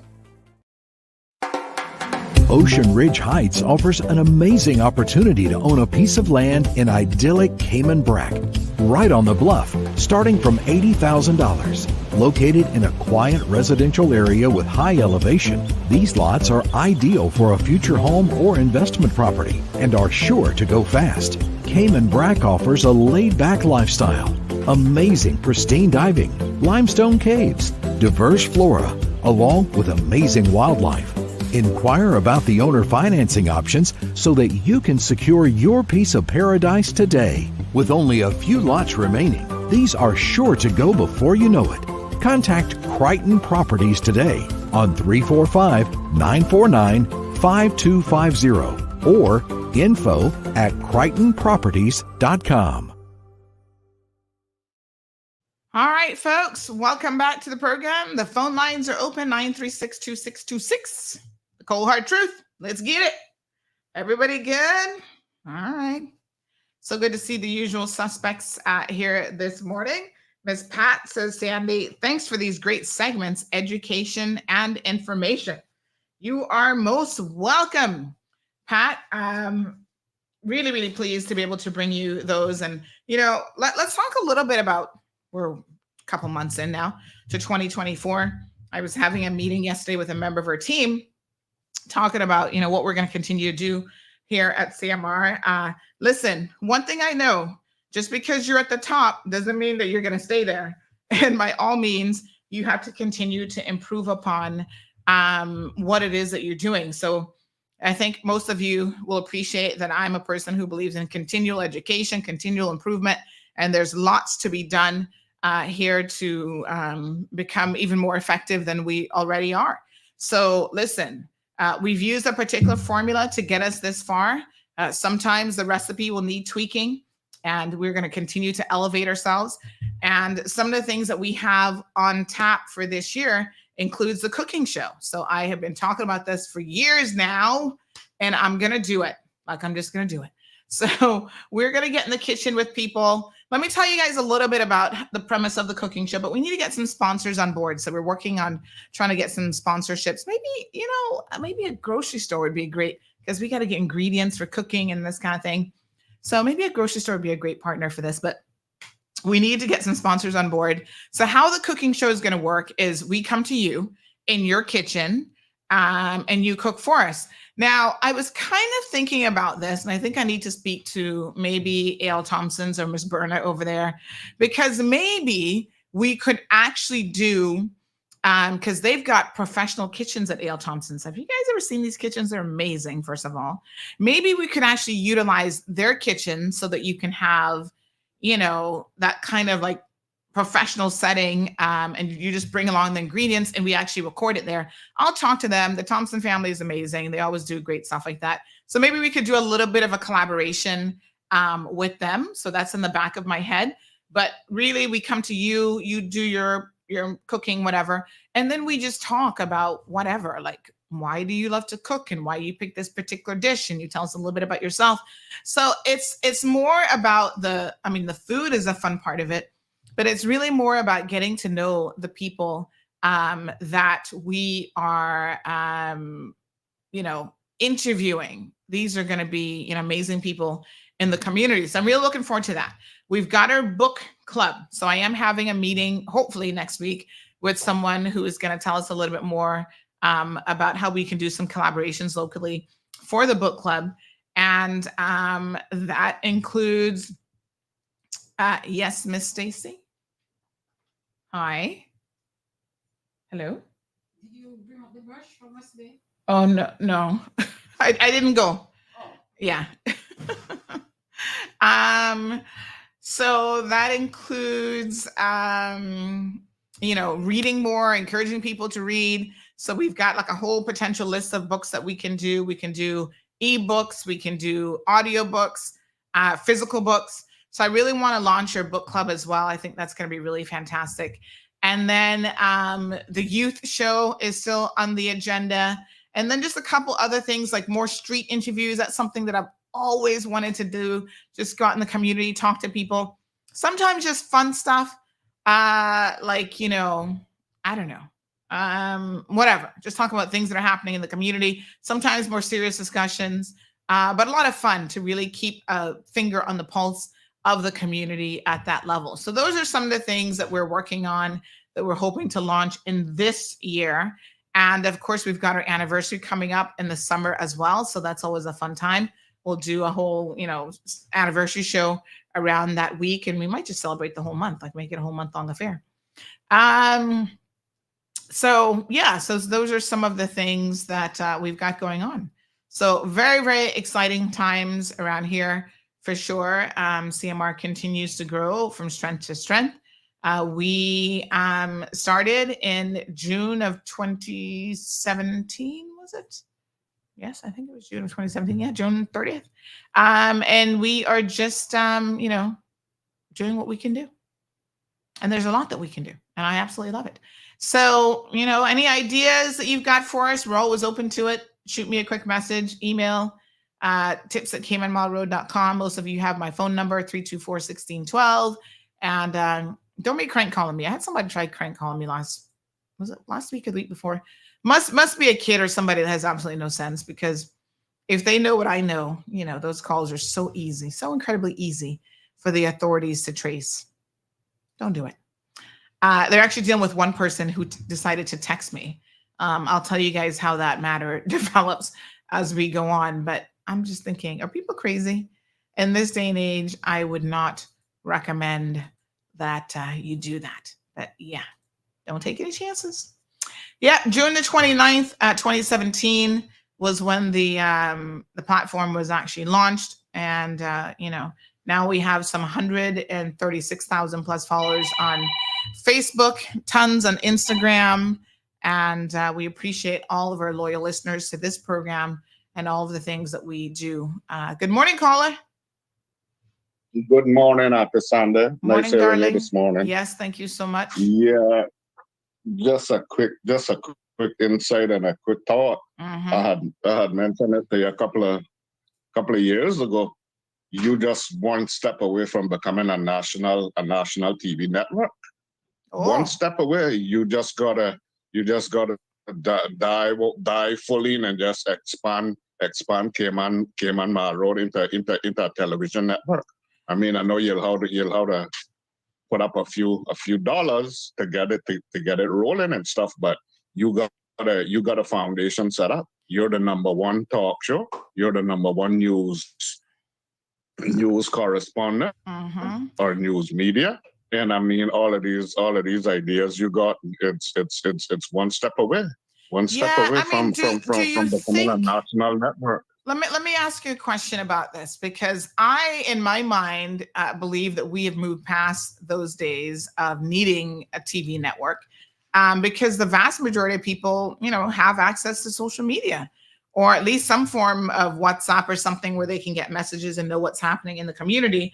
So I'm not so convinced that that's a step forward, but convince me. I'm open to being convinced. Why do you think? Trust me. Trust me. It's a lot of local content that isn't being out there. I mean, you do a good job and everything, but there's a lot of content. People like local content, and they like the entertainment. They could get news, but I'm talking about even local entertainment.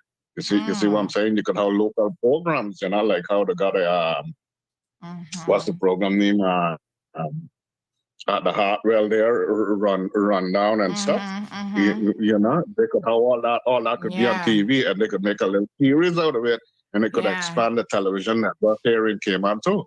You people would come to you and say, well, all right, we got this idea for this program.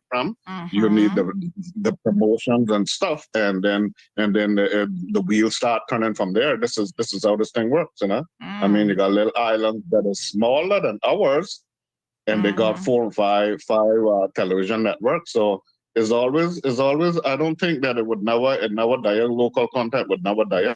I don't think so. People, there's still an appetite. There's still an appetite for that.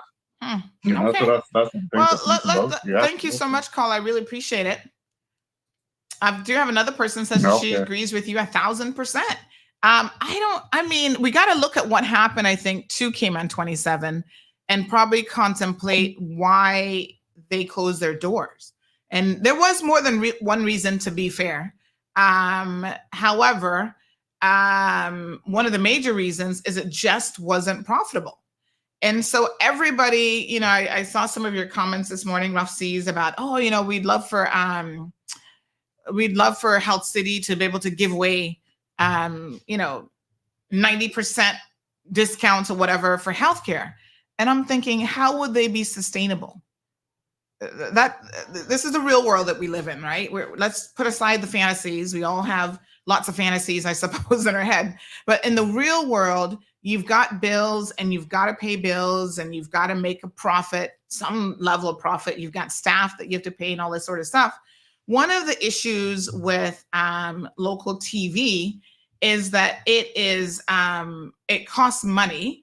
And I wonder if Kevin, who has been on the TV side, might be able to jump into the conversation. But it costs money to run a TV station. So you need studio space. You need videographers going out there, capturing content and putting content together. And that's not as straightforward and easy as you think. One of the critical things, and this came up in a conversation just this past week, actually, I was a guest lecturer at a local university here in the Cayman Islands for a business class. And someone said they were talking about what happened to Cayman 27. And it's so interesting because they actually got the the timeline a little bit confused, because they said, oh, Cayman 27 closed and then CMR came on sort of on the scene, and people say that helped CMR. And I said, well, that's actually, I mean, if it was true, we could start with that foundation, but that's actually not what happened. So as you guys remember, CMR started in 2017. Cayman 27 didn't actually close its doors until 2019, over 2 years, because I think they closed in August of 2019. So there are people who remember the timeline, and they have said to me that they believe that CMR may have contributed, even if it was a small amount, to the demise of Cayman 27. I think that there was a lot of factors that contributed to the demise of Cayman 27, including let's not forget now, management wasn't exactly paying their bills. They weren't paying government fees. And in the end, I remember when they were having the discourse over on Rooster, what is Rooster's call number again? Rooster 101, or whatever it is. Something, 100 point something. I don't know. Anyway, Rooster. You guys know Rooster. When they were having the discussion over in Rooster, they were at Woody's old talk show. They were saying how, trying to focus just on, government fees. And I thought to myself, hold on a second. You don't go into a business, any business, knowing what the expenditures are for that business, and then refusing to pay your bills, basically, is what that is. So government and off-reg fees are part and parcel of anyone who's, in radio and TV business, whatever. You've got fees to pay. And the fees are based on the revenue that you generate. So it is a revenue-based system, right? You make X amount, I don't know, $1 million, $500,000, whatever. I think the rate is 7%. I stand to be corrected on that, but you've got to pay off-reg. So off-reg has to get their percentage. It's just like paying any other bill. It's just like you pay your CUC, your water bill, your staff, all these other things. So I think that one of the things with that type of business, a traditional news show, is that it costs a lot more than people realize to operate. And then you also have the consideration of, at 6 o'clock, and I think this is where people say, CMR was getting ahead of everything. By the time 6 o'clock rolled around and Cayman 27, the news was stale. Like what they were presenting to you, because they're going out there interviewing people, and it was already stale news. It was done for. It's like, we heard that already on Ma Road, So it appeals, I think, a certain segment of the population, but I'm not convinced that the evidence is there to really support a reboot of TV.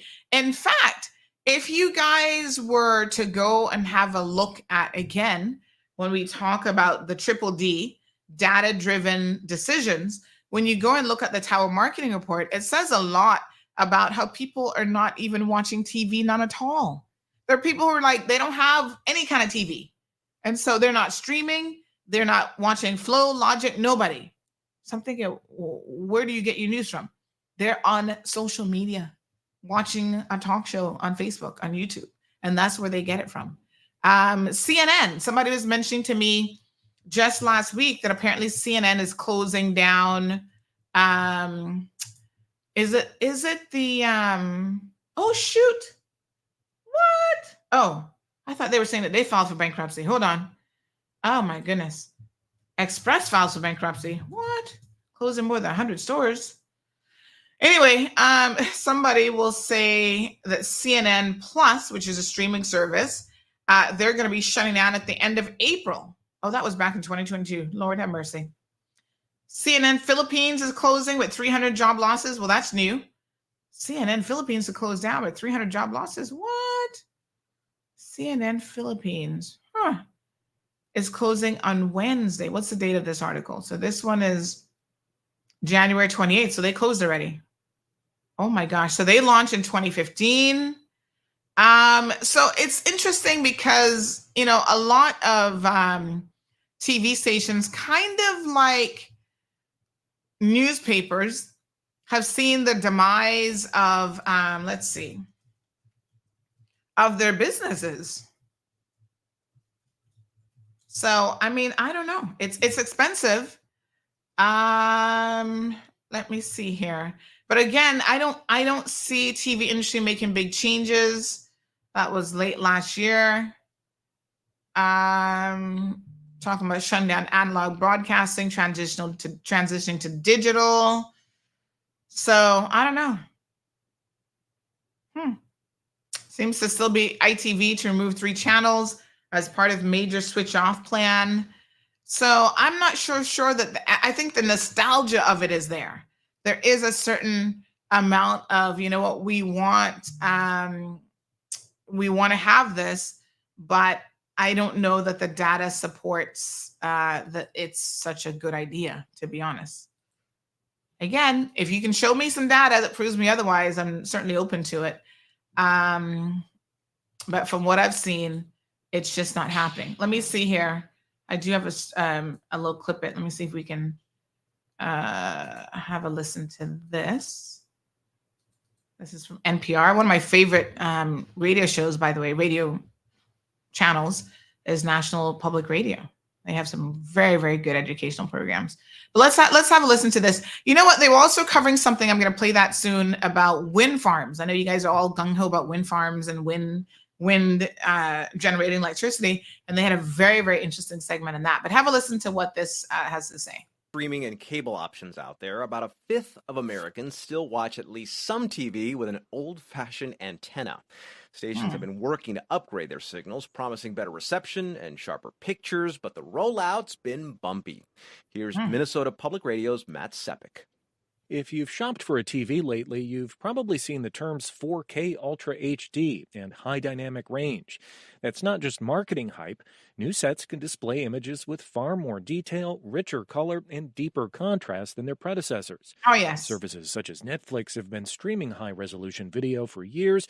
Now traditional broadcasters are catching up, and Shelley is with the trade consortium that's backing a new over-the-air system called Next Gen TV.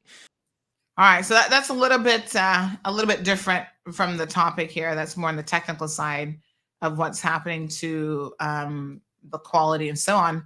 But yeah, to that caller's point as well, I was just listening. Let me see if I can find this one. This is the news folks there in Honduras that we saw covering the hospital fire and all sorts of stuff. It's their BIN in Honduras, BIN News or something. But they, interestingly enough, have a whole, they do it on social media though. I don't think they have a TV station. Everything is done. Is it called BIN? B-I-N? Help me out, Honduras people. I'm trying to find it. Hold on one second. Let me just look for it. So they have a whole, I don't know what BIN stands for, but they have a whole, they do a lot of interviews and stuff, but it's all done online. So I feel like I have the wrong acronym. Oh, yes, Bay Islands Network. So they have, if you go and look at their network, again, they only have, 12,000 followers. I guess the Bay Islands probably isn't that big. But they have, they cover news, media. They obviously can say that they're a news organization, and they cover a lot of different things. But what they do is just streaming. They stream it right on Facebook. So they do everything from, here's something from the community of Sandy Bay. It looks like they had like a little music night where they're playing some music. They're talking about this one, the OAB, which is the Admin Office of Seized Assets. Talking about that, visits Rotan. So, they do a lot of interviews and so forth. But honestly, it is, it's all done online. I don't think that they have, do they even have a website? I don't even think they have a website. So I guess at the end of the day, there's a question of where is the technology going? How are we going to take in information and take in our news? This person says all major TV news stations are contracting at major rate and losing billions. A lot of the news personalities are making more of their own private YouTube and other social media channels. it's not more, certainly gaining more, if not more, certainly gaining more viewers. So that's interesting. Yeah. I mean, I see TV stations closing. So I don't know. Like you don't run into a market where people are shutting down, because then that makes you look closely at the shifts that are happening in that marketplace. So here's one headline from The Guardian that was last month. Talk TV, I don't know who that is, to close down television station and go online only. So Talk TV, whoever they are, is switching from the television channel option to going online completely. And this is where Piers Morgan had a daily show on that channel. So move announced by News UK venture. Apparently they're considered right-wing news channel, Talk TV. They launched in 2022 by Rupert Murdoch's News UK, and now they're going to stop broadcasting on television after struggling to match its main rivals, such as GB News for ratings. Talk Today will switch to an online platform only for this summer, in an email to staff announced back in March. And in January, their best-known presenter, Piers Morgan, said that he'd be leaving his daily evening show. The channel got off to a disappointing start with 0 viewers during primetime broadcasts, meaning its audience was too small to register on the official rating agency, Barb. And then in December 2023, it reached 2 million viewers, significantly behind its rivals, Great Britain, with 2.87 million, and little challenge to the dominance of Sky News, who has some 8.5 million. So again, we think about the market in Cayman, and I'm sort of thinking, in order for you to be on TV, you have to go pay somebody else even to have that space. So who is doing, I guess nobody's even doing local content. So I don't even know how you would make it happen anymore. Are you having to buy a channel like on Logic TV and Flow TV? I would say, caller, that the cost in my mind would be astronomical, and I don't see the revenue for that really paying off. Now, I know the government has floated around this idea of having like a how in the States they have what do they call those channels again? Like anybody can go in and have a show and that sort of thing. And I would also again say that, I'm trying to think of an example of what it's called. Somebody help me out with the name here. Like free to air channels or whatever, community stations and stuff, right? And I would say that, again, I have my doubts that is going to be a successful model. Here's one, Channel 4, PBS. Yeah, like a PBS style, right? It's not really PBS, but same sort of concept. Channel 4 to start closing smaller linear channels. So this is Channel 4 in the UK as well. They've got a 5-year strategy to transition, right? And they are cutting some 200 jobs, closing some of its linear channels as part of a 5-year strategy to transition to digital-first public service streamer by 2030. So they have said that the Fast Forward plan aims to embrace the generational shift that has taken place in TV viewing as the broadcaster seeks to compete with international streaming services and video sharing apps. This includes divesting from its legacy operations in order to invest in its digital offerings. So everybody's kind of moving in that way. So they're announcing these redundancies that were reported earlier in the year, and they're going to reduce the company's headcount by some 18%. And then Channel 4 specified that 70% of the jobs cut will affect legacy operations, meaning the company's linear TV business.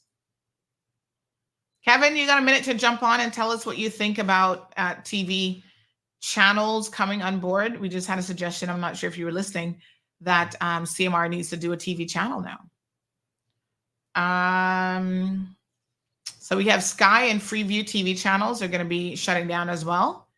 according to some of those resources.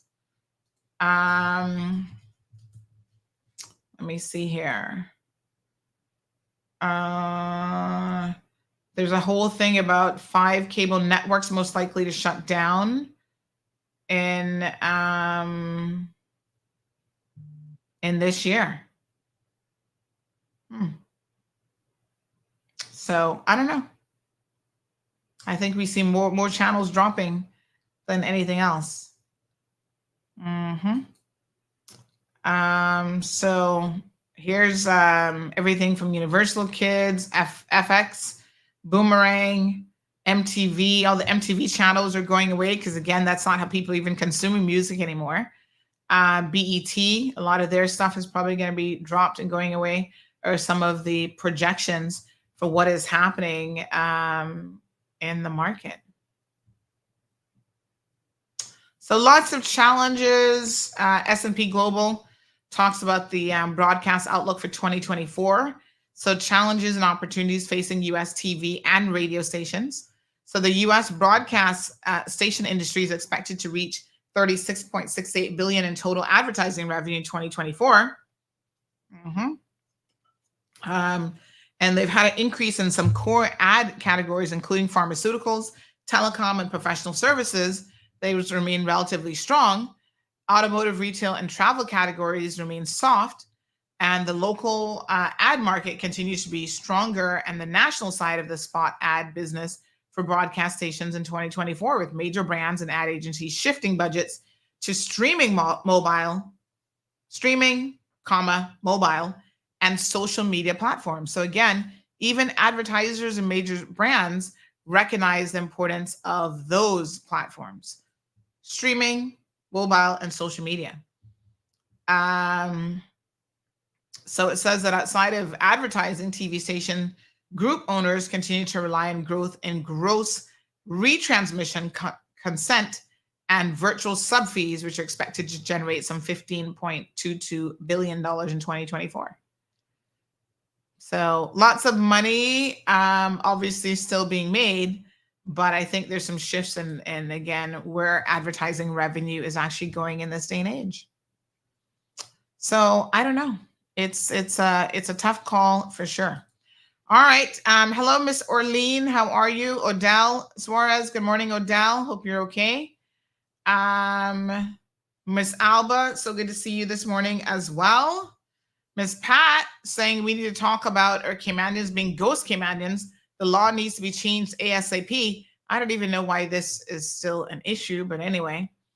Pat is asking if we're doing anything for Emancipation Day. Maybe. Miss Norma, good morning. Carlos, how are you? Carlos says, what Cayman, good morning, Miss Sandra. What people need in Cayman is a rent board. I support that, and I have been saying it for quite some time now. Miss Ethel says, loving this live. Thank you, Miss Ethel. Rough Seas, not a rent board. The law to be passed that is now sitting in draft, landlords and tenants law. There was a whole situation, Miss Della, even with the housing. There's a whole report that was presented to cabinet, and this government has just sat on it and done absolutely nothing on how to help fix the housing situation in the Cayman Islands. The report was tabled or given to cabinet. They approved it, the whole 9 yards, and nothing has happened. It's concerning how long it takes for things to come to the forefront. And I think there's a lot of things, including the sexual harassment legislation, that is just being put on the back burner and ignored because the current government doesn't have the motivation to touch any of it. Shaka Zulu says that Atlanta studios. Yeah, I think it was CNN closed down their Atlanta studios. Richard weighs in on this. He says, I rarely watch TV, but like most of us, I have a TV in the palm of my hand. It's called a mobile device. I can do anything on the phone, all the iPad or the laptop. And that's exactly it. Thank you, Shamar. I think that most people go straight to their phone. It's like, what do you do? If you hear, or you were sitting in traffic and something's going on in traffic right now, what's the first thing that you're going to do? You're not going to run home and turn on the TV or call Granny and say, Granny, can you turn on the TV for me? Most of you are out and about on the road doing whatever, and you're going to look at your phone. Let me go check online. What's causing the traffic? Or are you going to WhatsApp someone to see exactly what's going on? Rush C says, I don't think all this high-tech stuff is good for the human species. Thank you, Dee Dee. Freeview. Shaka Zulu says, Auntie Sandy, I think your focus should be on keeping audiences on the platform, e.g. by expanding, having content immediately following the cold hard truth, etc. Now, when you say content, Shaka Zulu, you mean on social media, because remember, we don't own the Bobo station, and I want to make this very, very clear. We don't own Bobo. I think a lot of you are still thinking that we're the station. We're actually not. We purchase a block of airtime every single morning. Now, I was surprised last week to hear as many of you, calling in to the program and wanting your own show. I was surprised to hear that right now we're the only local talk show on Bobo. I'm like, what happened to Ralph? What happened to Patricia, Brian? Where is everybody? And I thought to myself, it's not as easy as people think to get up and have content to talk about every single day or even once a week. People get busy, but if you're committed to it, honey child, you got to do it. So, but we've got these ideas that we want to launch, such as, like I said, the talk show, the cooking show, the book club, and we will actually integrate those into the existing morning show and then into our social media platforms as well. So Nat B weighs in. Nat B says, stay away from the TV channel. What you're doing is perfect. Dean Gillette says CMR will be the only game in town. Why is Alexa always talking to me? I don't know what this thing is I was talking about. Good morning to everyone over on Instagram. Hope you guys are doing good.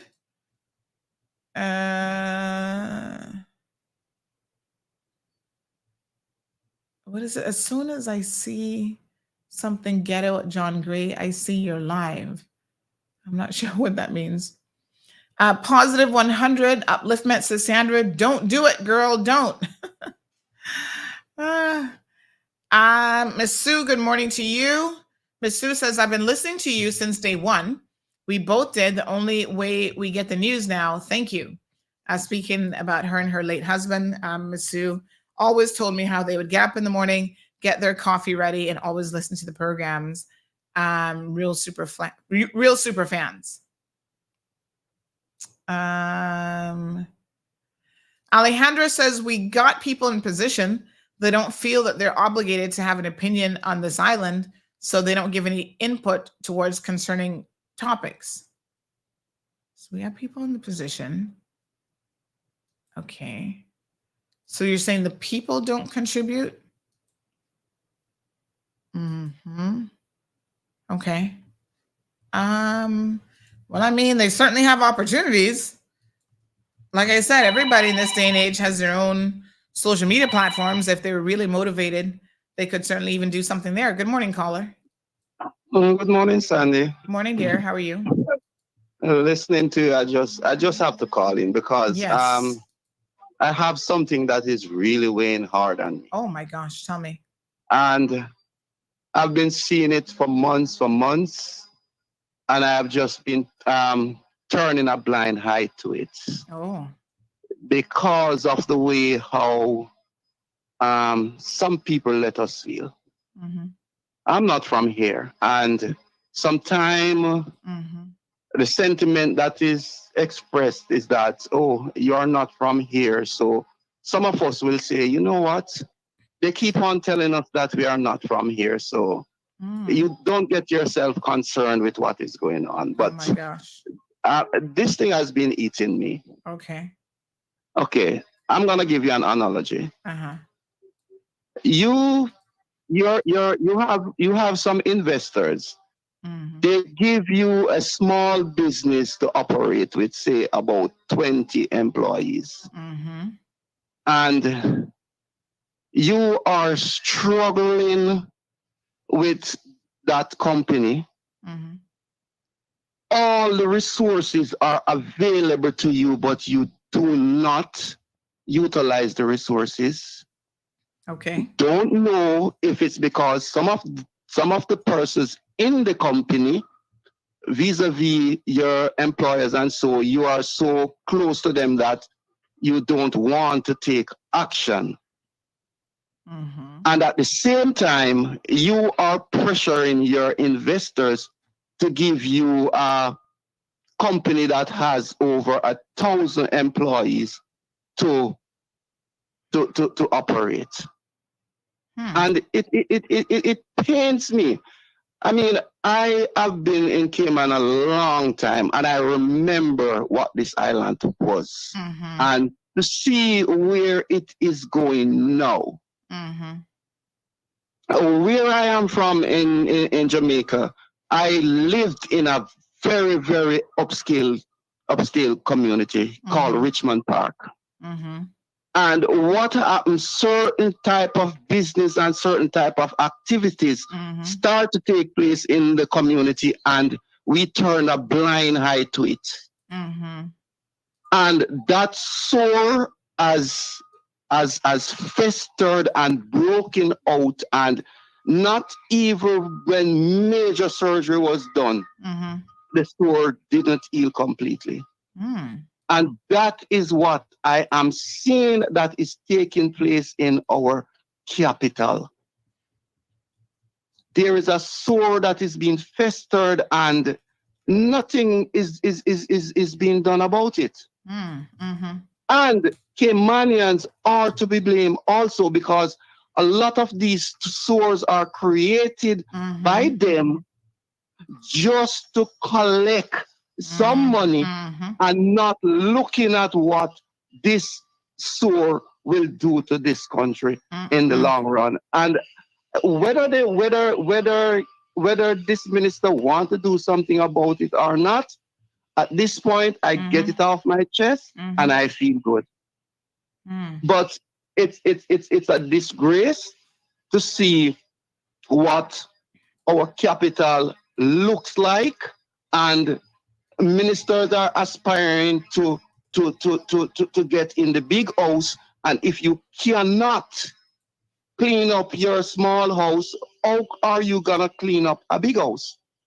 I can't allow chickens to, just analogy, chickens to come into my yard and scratch out my garden. All the mulch and everything is all over the place, and don't do anything about it. So it pains me. It pains me really, really bad. So, of course, I hear what it is that you're saying. I agree. Somebody said to please give you a kaboom. And the question then becomes one of, you were talking about this business situation. So if someone is giving you what you said in terms of the business, is that business set up to then fail, is what you're suggesting? Or what is it exactly that you think is happening? No, listen, you see, you are running a business and you have friends who they are with you because you will support their business or allow them to conduct their business, but in the long run, it is affecting you. Because some of the things that I see that is taking place, I know that there are rules and laws that used to prevent them. I don't know, and I don't think they have been thrown out the window. But I don't know if it is, they are afraid that, this person that run these businesses, they have 50 or 25 person who is gonna vote for me, and if I upset their upper cards, they can go and tell these people don't do these things for me. But what our politicians do not understand is that, listen, you give the hard medicine first. People might not like it, But when the medicine goes down and you start to see the healing, then the person would say, Doc, that injection was very hot, but I see where it's working. Yes. Yep. Yeah. I mean, somebody's saying you're making such a good point because, unfortunately, too many of our politicians are silent. This person is saying, where are they? Why are they not speaking up on the issues that the people are most concerned about? Thank you, caller. Okay. It's a good question. The man say he's sick and tired of sitting back and not saying anything. He's speaking his mind this morning, 936-2626. This person says, kaboom to that gentleman. He's so right. My husband tells me about how Jamaica was in the days. And now he's seeing the same thing happening here in Cayman. He sees where the sore is getting bigger and bigger and absolutely nothing is being done. They go on to say, why are MPs so quiet? Why are they not addressing these issues? This is so sad. They all need to be fired in the next election. Good morning, caller. Good morning, Sandra. That kaboom, kaboom, kaboom, kaboom. Make I tell you, whoever that was, she's from Jamaica, right? Because I'm only coming in near to the end. She makes so much sense. That's exactly how Cayman is going to go if we don't do anything. Us Caymanians don't do anything about it. Then we'll be like the rest of the Caribbean that has all of these issues and struggles. And then what is going to happen to our younger generation that is coming up now? What kind of example are we showing them that their parents don't have any guts? The gutted people are much afraid. They have passed on. It's a few left, but a few can do it. We all have to stick together and make people see that. I got in an argument with somebody the other day, it was a tourist. Why I got in this argument, I knew the gentleman because he was at Islands Club when I was the manager there. And he seems to have a lot to say about Cayman. And he says that Cayman women, and that's when I tore into him. Tourists or no tourists, were worthless. Just like that. So don't we ever think that a lot of them that come here mean well? What they see, they carry back. A lot of them, and I'm saying it's all, they carry back wherever they come from. And they make fun of us. I know that for a fact. But he not gonna bother me, or he not gonna pass those remarks in the front of me that is a Caymanian born and bred with a Honduran father. No.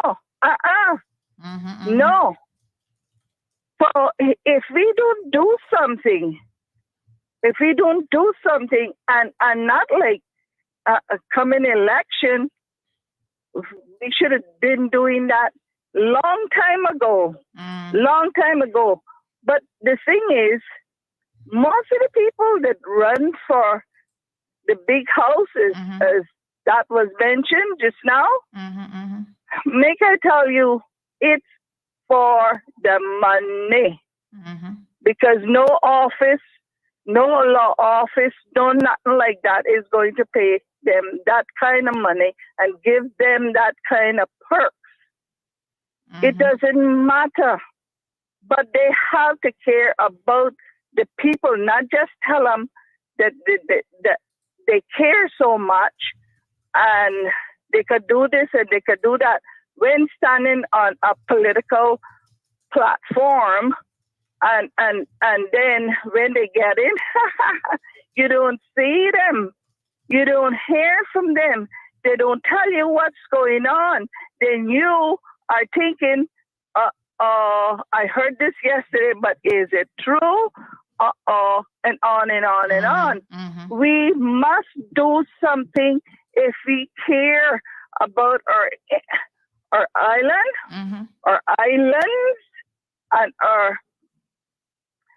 our younger generation that are coming up. I know down here in West Bay, they're drifting and drifting fast from the youngest. That you wouldn't think. The other day I slapped a cigarette out of a child's mouth. He was only 11. So we got to do something before it is too late, if it is not already too late. Wow. You get what I mean? Yes. Sandra, any idea where the child's parents might have been? I don't even know if he have what you could call parents, okay? I don't know that. If you could call them kind of things that have them and then let them go. I know two young ladies in West Bay, before they were 30, they had 6 children, okay? All right. Yes. Have nothing for them, have no home for them, have no job, no nothing, and don't ask about how smart these little old boys say they have children for. About that's my man. Don't ask how smart they are. You know, Sandra, we need to do something. Yes. Thank you for listening. Yes, ma'am. Thanks to that person. Thanks very much. And she needs another kaboom and whatever else we can give her, because you can hear that she is speaking from experience. Thank you, caller. Thank you, Sandra. Thank you. Thank you too. All right, folks. 936-2626. Wow. So definitely the changing face of Cayman. What a mess. We have another person who's commenting on social media. This one has the following to say. Let me just pull this one up for you here. So this person says, one second. Good morning, my dear. Great show. That man is speaking the truth. Too many mobile businesses mashing up businesses. So this is too many mobile businesses mashing up businesses that have to pay all the legal fees. Okay. They should have insurance to operate. These businesses also invite bad people to work for them. 40% of these Jamaicans are no good for our islands. They come with bad attitudes and behaviors. I recall a good Jamaican telling me that he took another Jamaican at a job site, and he said that his worker told him, "Them people have money. We can tie up the woman and rob her." What the hell? Oh my gosh. He also told me that he canceled his work permit immediately and sent him back to Jamaica. It is sad. These people will destroy our company. I don't know if they meant to say country, but what a mess. And for the record, this person is Jamaican who sent in this comment. So this isn't anybody anti-Jamaican. They've been a Jamaican. They are a Jamaican that have been in Cayman a very, very long time. So there's a couple of things here. One is about mobile businesses, mashing up businesses that have to pay all the legal fees. Well, I mean, I think it depends certainly on how you have your business structured. But in theory, getting a business license, those fees, whether you are a mobile company or not, have to be paid by everyone. What you don't pay when you're a mobile company is you don't necessarily have to pay the, like having a physical space. Like that is a very, very different situation. Right? So that's different if you don't have to pay for rent, obviously. What else do you pay? I mean, if it's an incorporated company, then obviously, regardless of whether you're mobile or not, you still pay all those types of fees. So, interesting. All right, 936-2626. Let me know for sure what your thoughts are. Workman compensation fees. I mean, probably most businesses, whether they're, I'm going to be honest with you, most businesses, whether they are mobile or not, are simply not paying that. We get it all the time. People call and they say, hey, Sandy, give me the number for that lawyer. And then they go and they talk to the lawyer and come to find out there are, there's no workers' comp in place because the law doesn't, is it a requirement for you to have workers' comp in the law? So there's a lot of insurances and different things that, don't seem to be a requirement in law, and you better believe it. We have enough people around here who are simply not even paying,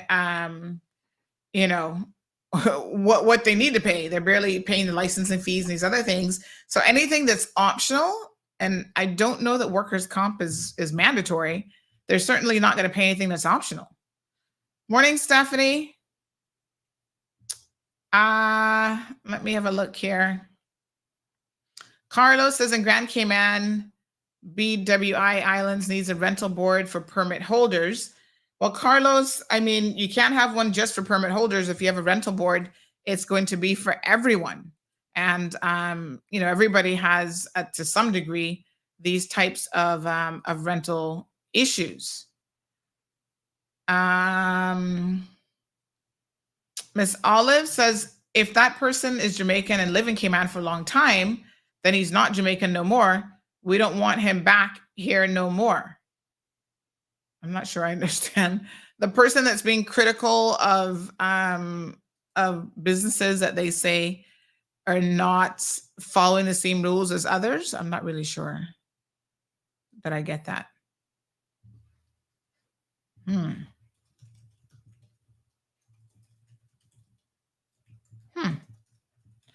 Okay. All right. 9362626. Rough Seas says, so I know if I was to make my own show on Bobo, it's like throwing good money away. I would get more attention if I took that money I would spend for an hour slot on the radio and throw it off the top of Camana Bay Watchtower. Well, how are you going to know that if you don't try it?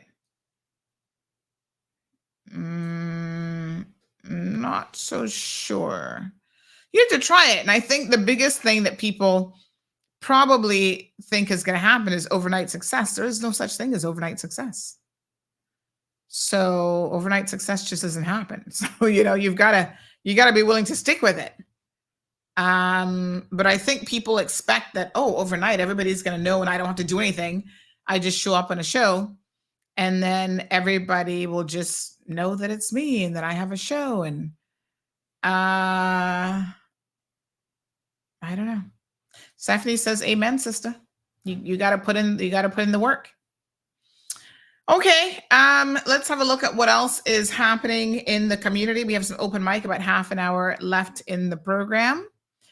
Trying to get a hold of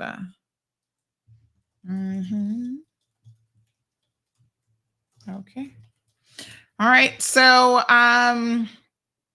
let me see here. Can we encourage, and we have a couple spammers I've noticed recently in the comment section on social media. Really and truly, you should know that we will block you. People don't appreciate the spams and the fake posts and all that kind of stuff. So I see more and more, I guess as the platform grows, that means it's also growing with spammers about the place. If you see them, please just bring it to our attention and we will more than gladly, remove those individuals because it's just absolutely crazy. All right. So we have unemployment rising at 5%. This is interesting because one of the things that the PAC administration, under the leadership of Mr. Wayne Panton, was bragging about, no, it's been a couple years now, is that they had the lowest employment rates for as long as they've been keeping records. So dating back, I mean, I don't know how long the ESO has been collecting this data, but they were actually boasting about the lowest employment rates. That was interesting because apparently that is no longer the case. Unbelievable. So now it's creeping up over 5%. Good morning, caller. Welcome to the program. Hi, how are you? Hey, caller. Hi, good morning, Sandra. How are Morning. Not bad. How are you? you? Not too bad, not too bad. I'm just calling to inquire if you'll be covering the political race when it starts. Yeah, has it started? Okay. I don't know, and how well, it's Well, always starting, isn't it? Yeah, exactly. Well, they're always doing shady stuff, but yes. So what just inquiring, what can we look forward to be seeing in terms of what you'll be covering and the criteria we can look forward to Okay. for the impending race? Yes. Well, thank you very, very much. So we were touching on this last week, and one idea that I had is collectively as a community, we need to sit back and come up with our list of what it is that we want in our MPs. Like, I think that that's a must. And we can start that in earnest even this week, if you wish. We can certainly start that maybe on Friday's show. The other thing, which we did during the last general election, and we will certainly be doing again, is on nomination day. Because a lot of people will say that, oh, you know, I'm going to be running, I'm going to be doing this, I'm going to be doing that. And when it comes down to it, things can happen, right? So the day of nomination day is where you actually have to put up your money. So you put your money where your mouth is, you put up or shut up, as they say. And so that day, we then know exactly who has put up their $1,000 and who is going to be running for office. So as with last time, we had coverage at all of the polling stations on nomination day. People were joining in the show. And so we will do that again this year. We'll allow, you know, candidates, obviously, during election time for sure, you pay to play. So you got to pay to come on the show to put out whatever your manifesto is and your position. And at that time, we'll hear from, I'm sure, a good number of the candidates. And then we'll have full coverage on election day and into election night as well to see what the results are. So wonderful. I'm looking forward to that. Yeah. I definitely agree. I think sooner, well, at least for the candidates that we know are running for sure, Yes. at least on the incumbent side, it's always good to start that early. But I know you give them a good lashing more than most folks. So look forward to seeing that. But definitely, it would definitely start to we can definitely start to see a wider board once those persons have declared that they will be officially running in the future elections. Yeah. Thank you so much. That's just all I was calling for. Have a wonderful day, Sandra. Thanks. You too, dear. All righty. Take Bye-bye. So, yeah, I mean, there are things happening in the background. Sometimes I can't always say everything, but there are a lot of things happening in the background. My ears are down to the ground, and there's potentially 3 groups of people that are coming together. They've not yet announced, you know, who they're working with, so I'm certainly not going to do that for them. But I think a lot of you, if you keep your ears to the ground, you're probably familiar. There is a couple of business people who are working in collaboration with these groups. It's kind of interesting because some of the existing MPs, you know, they're in a marriage of convenience at the moment. This is the biggest marriage of convenience going, as far as I'm concerned. But they're in a marriage of convenience, political convenience. And so they can't say or do anything to ruffle the current leadership's feathers. And this is just a cold hard truth, folks. You know, she's trying to run a very, very tight ship, although you still hear rumors of them infighting and whatever. So I think the leverage that she has is she's made it very, very clear to them that she will bring in PPM if she has to, because she's still a PPM party member, as far as I'm aware. And so she has that leverage that PPM is waiting for their ministerial positions. And so especially her ministers will just, you know, if they want to keep their ministerial jobs, they will just stay put and behave themselves. Now, once the Parliament is prorogued and it's all open. Soka says, I'm hearing two voices at the same time. Not sure, Soka. Make sure that you don't have another tab open somewhere, but I don't see why you'd be hearing two voices. So yes, so we do have a situation where once it's prorogued, then we'll probably hear more about these groupings and kind of what will happen. So I can't say much more than that. There is one individual who's supposed to be putting together a group. Again, I don't know if they're going to form a proper party, how this is exactly going to plan out, but they supposedly have a full slate of 19 individuals that they're going to be bringing to the fore. And so we need to hear a bit more about that grouping and how that's going to work. Some of those persons I know are former politicians. For example, I heard Winston Connolly is coming back in the game, allegedly, because, you know, he's not said anything publicly, but these are some of the undercurrents that are happening in the political scene. So Winston might be coming back with this group, and they're putting together some other candidates. You'll see people now starting to pop up on talk shows and so forth. And I can tell you, without fear of contradiction, a lot of those people have political ambitions, and that is why you're now hearing from them, because they're trying to get out there. And, you know, one person was recently a couple weeks on another talk show, a midday show. And so that's what it is. They want you all to start listening to them and supposedly to hear what it is that they're doing in the community. So now they're starting to be vocal, basically 1 year ahead of the next election. So yes, Stephanie sent through a song that is powerful and relevant for people. Okay. So big questions there. Thank you to that caller. Lots of people now thinking about the next general election and what you will be doing and who you'll be hearing from. You know, obviously,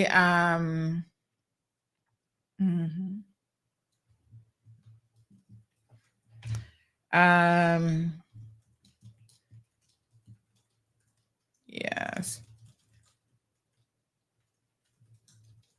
Okay.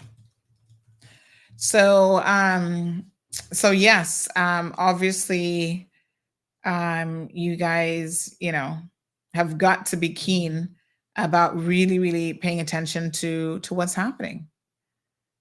You know, it's serious times in this country. We're definitely at a crossroads on so many of these different issues. And I think the things that have worked in the past and the way that people have got elected in the past, that we really need to look closely at whether or not that model, the continuation of that, is going to work for us. And the truth of the matter is, we're always going to have a portion of our population that's going to be easy to buy out in election time. You know, they give them a little cup and a little hat and a little $200 in their hand, and they are just like happy as a pig in mud, you know, and you can't really talk to those people on any meaningful level about why we need to choose better than that.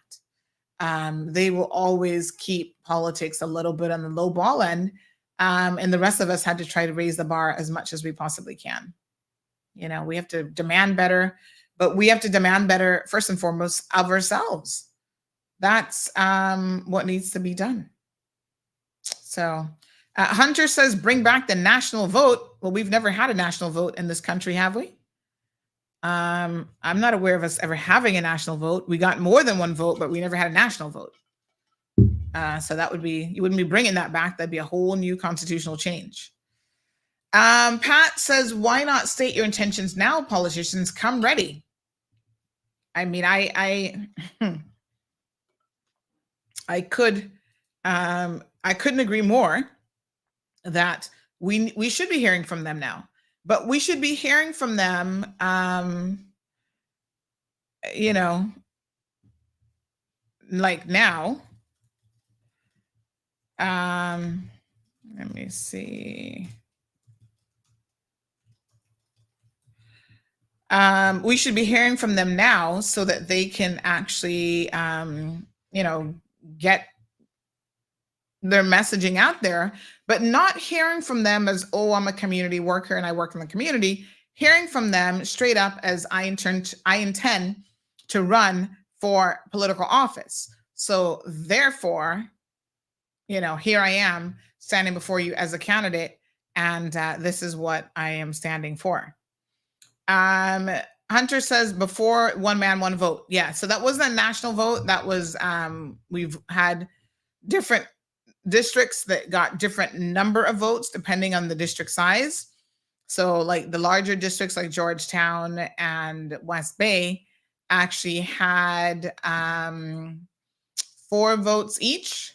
Now we have split up the constituencies into smaller constituencies is basically what's happened. So West Bay was like one big constituency, and then you voted for all 4 people. And instead of expanding that further, they have redrawn the let me see here. They have redrawn the borders and basically introduced one man, one vote. I know a lot of people don't seem to, they're like, oh, I don't like one man, one vote. Did y'all vote for it initially? Did you support it? I think that, it didn't pass by a huge majority. Some of y'all didn't even bother to show up, none at all. You were like, I don't care about one man, one vote. And so it passed, but now that it's in place, a lot of people are complaining about it. This is where you can't sit back and not do anything. You have got to ensure that you participate, right? Because if you don't vote, you don't care about the Constitution, then something like one man, one vote, which we did go referendum to, you didn't participate in that. Now, do you really have a right to complain because you're not happy about how all of that, panned out, basically?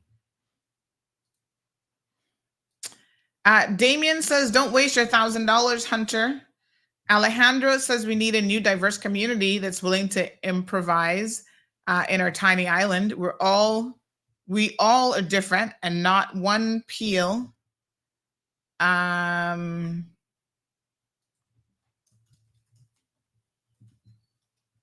Okay, not one peel. Let's say we're all different and not one peel an orange the same exact way.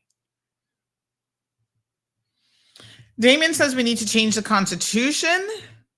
Who would be a considerable example of a community engaged person to vote if they ran? Who would be a considerable example of a community engaged person to vote if they ran? You're asking me, Alejandro? I don't know who would be. So someone who's really involved in the community. Is that the criteria, though? I mean, I go back to asking yourself. I mean, I have to think about who that could possibly be. But the question really is, do we go back to this issue of, is that what you need? Are you looking forward to having someone who is simply a community worker and that fits the criteria of, okay, that person is qualified to run this country? What is it? What is it that you think makes somebody qualified to run this country? Let's dissect it on Friday's show, because Friday's show tends to be kind of a political Friday segment. So I want y'all to start putting on your thinking cap now, though, and let's have a go at it and see. Let me see here now. All right. I think this is Health City calling me. Is this for an appointment? Hello, good morning. Hello? Oh, I think. Hello, good morning. Hi. Good morning, Sandy. Hi. What I mean by that, right? Like, if you was to have someone new now to come into the field that wants to be voted in, right? And they need to get everybody's attention. Now, I don't know how much they have done. They would ask them, oh yeah, have you done any community service or something, right? So if you spent a lot of time doing little things and say nobody know you, and you just started putting in your position to run for the election, if you don't know the person, you can't still give him a chance.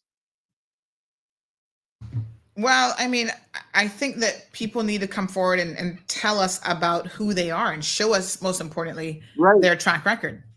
So yeah, I mean, I think Right, that's but very important. because that person didn't, maybe I can just say it this way, then that person wasn't too engaged in the community but was always there or something like that now, and they decided that, okay, yeah, I think that I've already learned what everyone's problem is. Let's see if we can try make a change. I'm gonna go and run for election, and they do it last minute, or say they got a group of people that know them and they go and round up a few people to go and vote, and they just barely miss. And then they should continue to run, they should continue to pursue it, right? Not just like, oh, because they lost that first one, they're gonna give up again. And then I've noticed that trend here in Cayman where everybody wanna get the winning vote. Not wrong with that, no.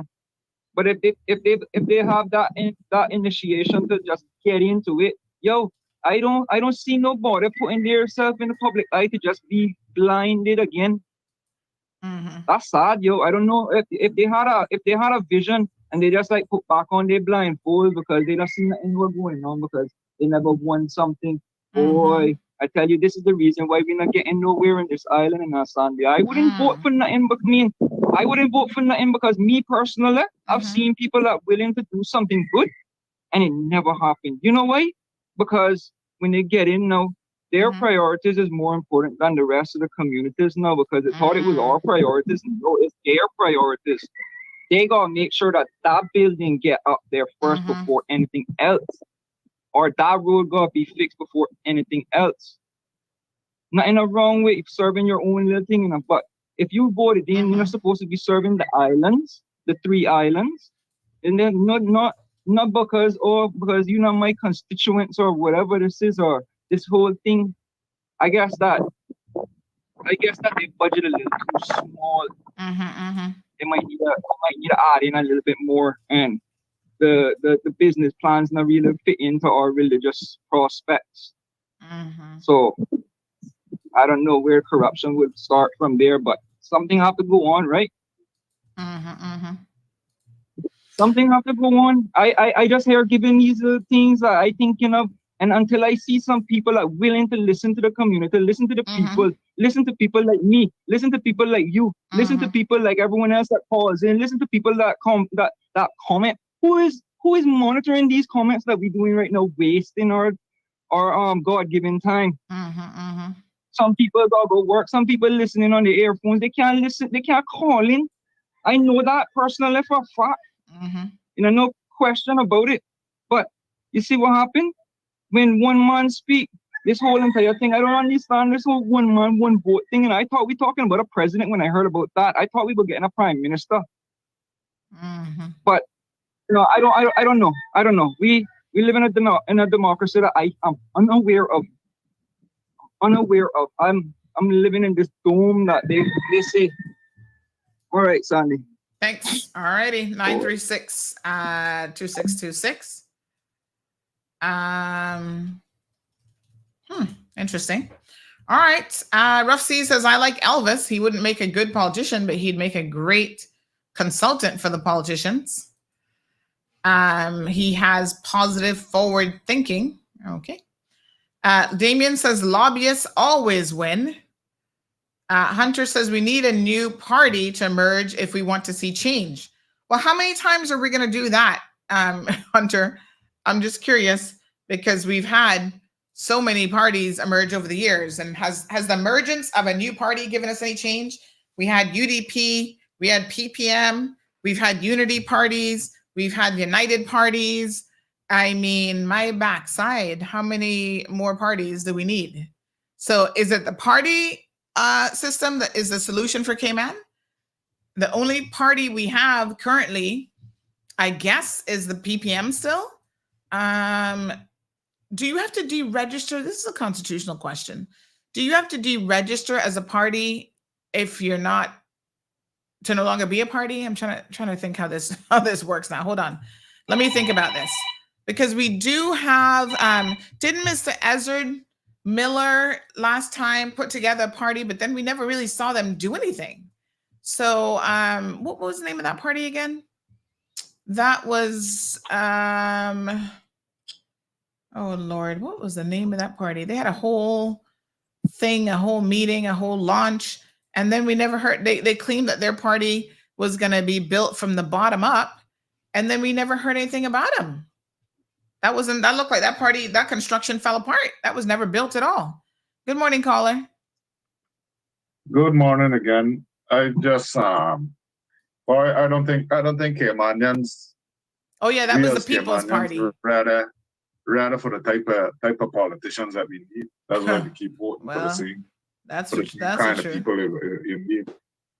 Yeah, you need some serious politicians out here. That's the thing, and we're not getting them because as soon as they get in there, they get buyout. You know, and they're not gonna cojones to stand up and do the right thing.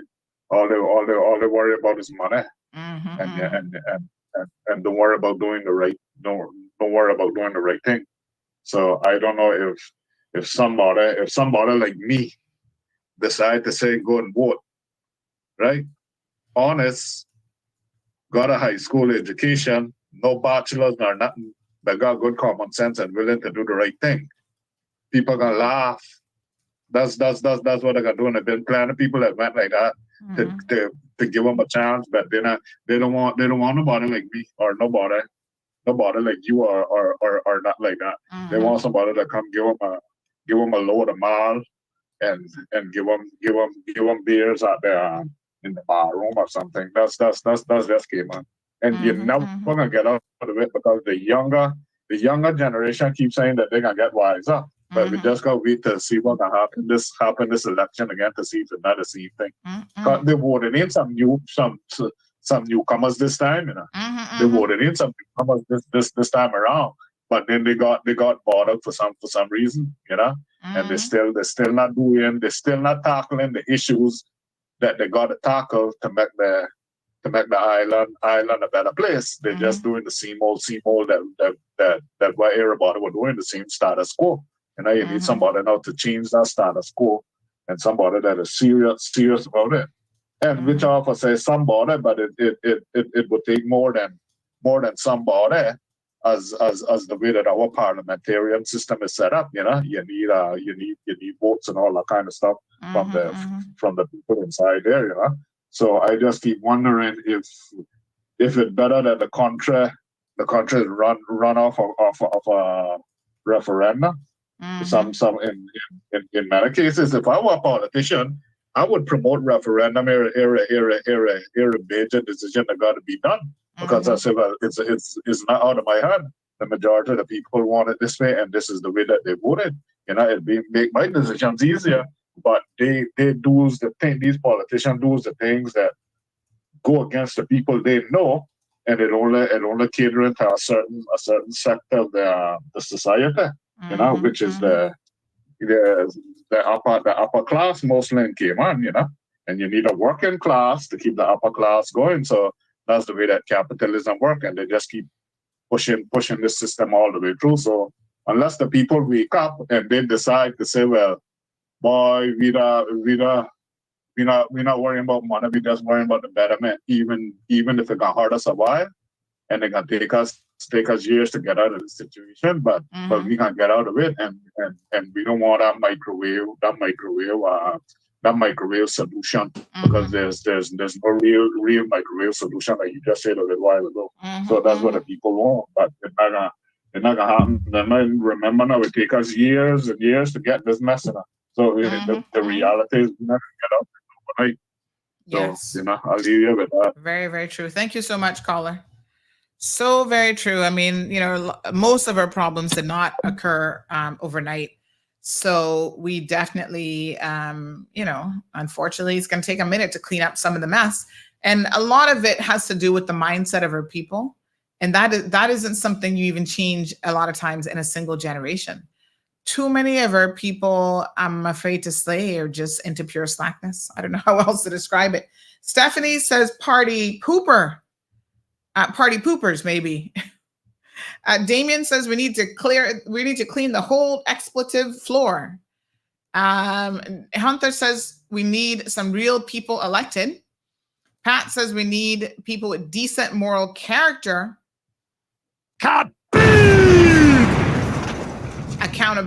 true accountability, transparency, and fiscal responsibility, those who will stand for honesty and integrity and cannot be bought. I'm just saying, Miss Pat, you deserve 2 kabooms for that. And the truth of the matter is, in order to make these types of determinations about people, we have to look a little bit at their track record. We have to see what is it that they're bringing to the table. That's going to be the most interesting part. That's why I say the choices that they make do matter. Right there in there now, doing all sorts of stuff, and you're all like, "Oh, I don't care about that. What I got to do anything?" I'm like, really? Wow. What a hot mess.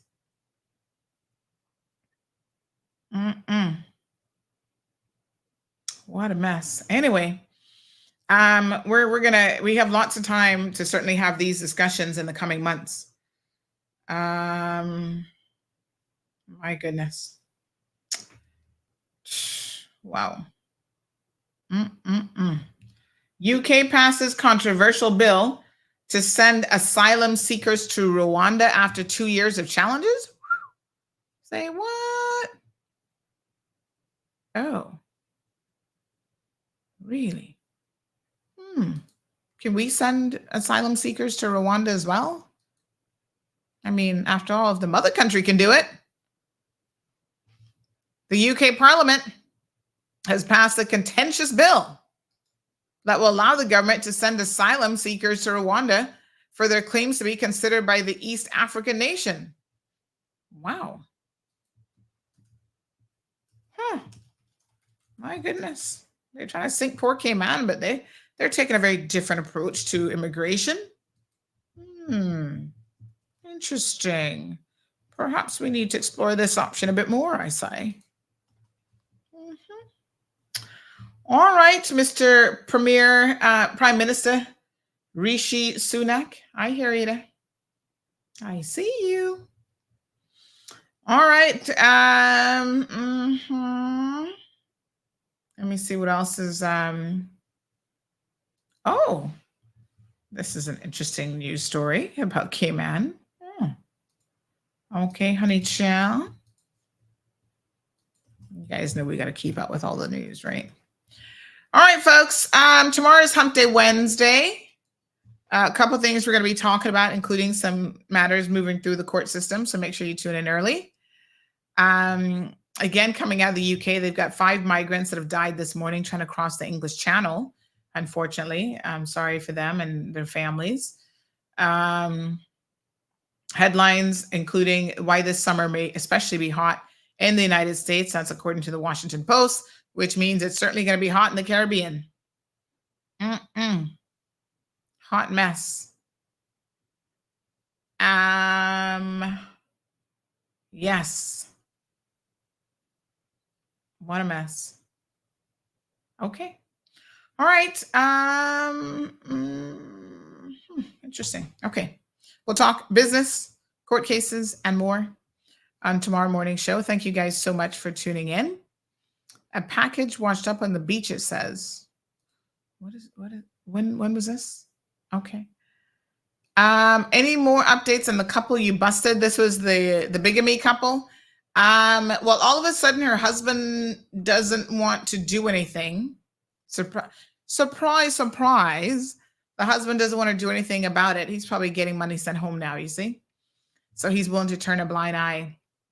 But I dare say that at the very minimum, people like that should not be here in the Cayman Islands getting the benefits of a work permit. They haven't charged her criminally yet. The police are investigating and looking into it. But the victim, the one to file the report so that they could proceed, would actually be the husband. And so if he sits back and does nothing, can the police actually proceed without a victim? Y'all need to wake up, folks. See y'all tomorrow morning. Thank you for tuning in to another episode of The Cold Hard Truth on Bobo 89.1 FM. Cayman's #1 talk show is live weekdays from 7:30 a.m. Never miss an episode again. Watch anytime on CMR's Facebook and YouTube channels for the latest show episodes. Don't forget to follow us online on our social media channels. And visit CaymanMarlRoad.com for all the latest news and community happenings.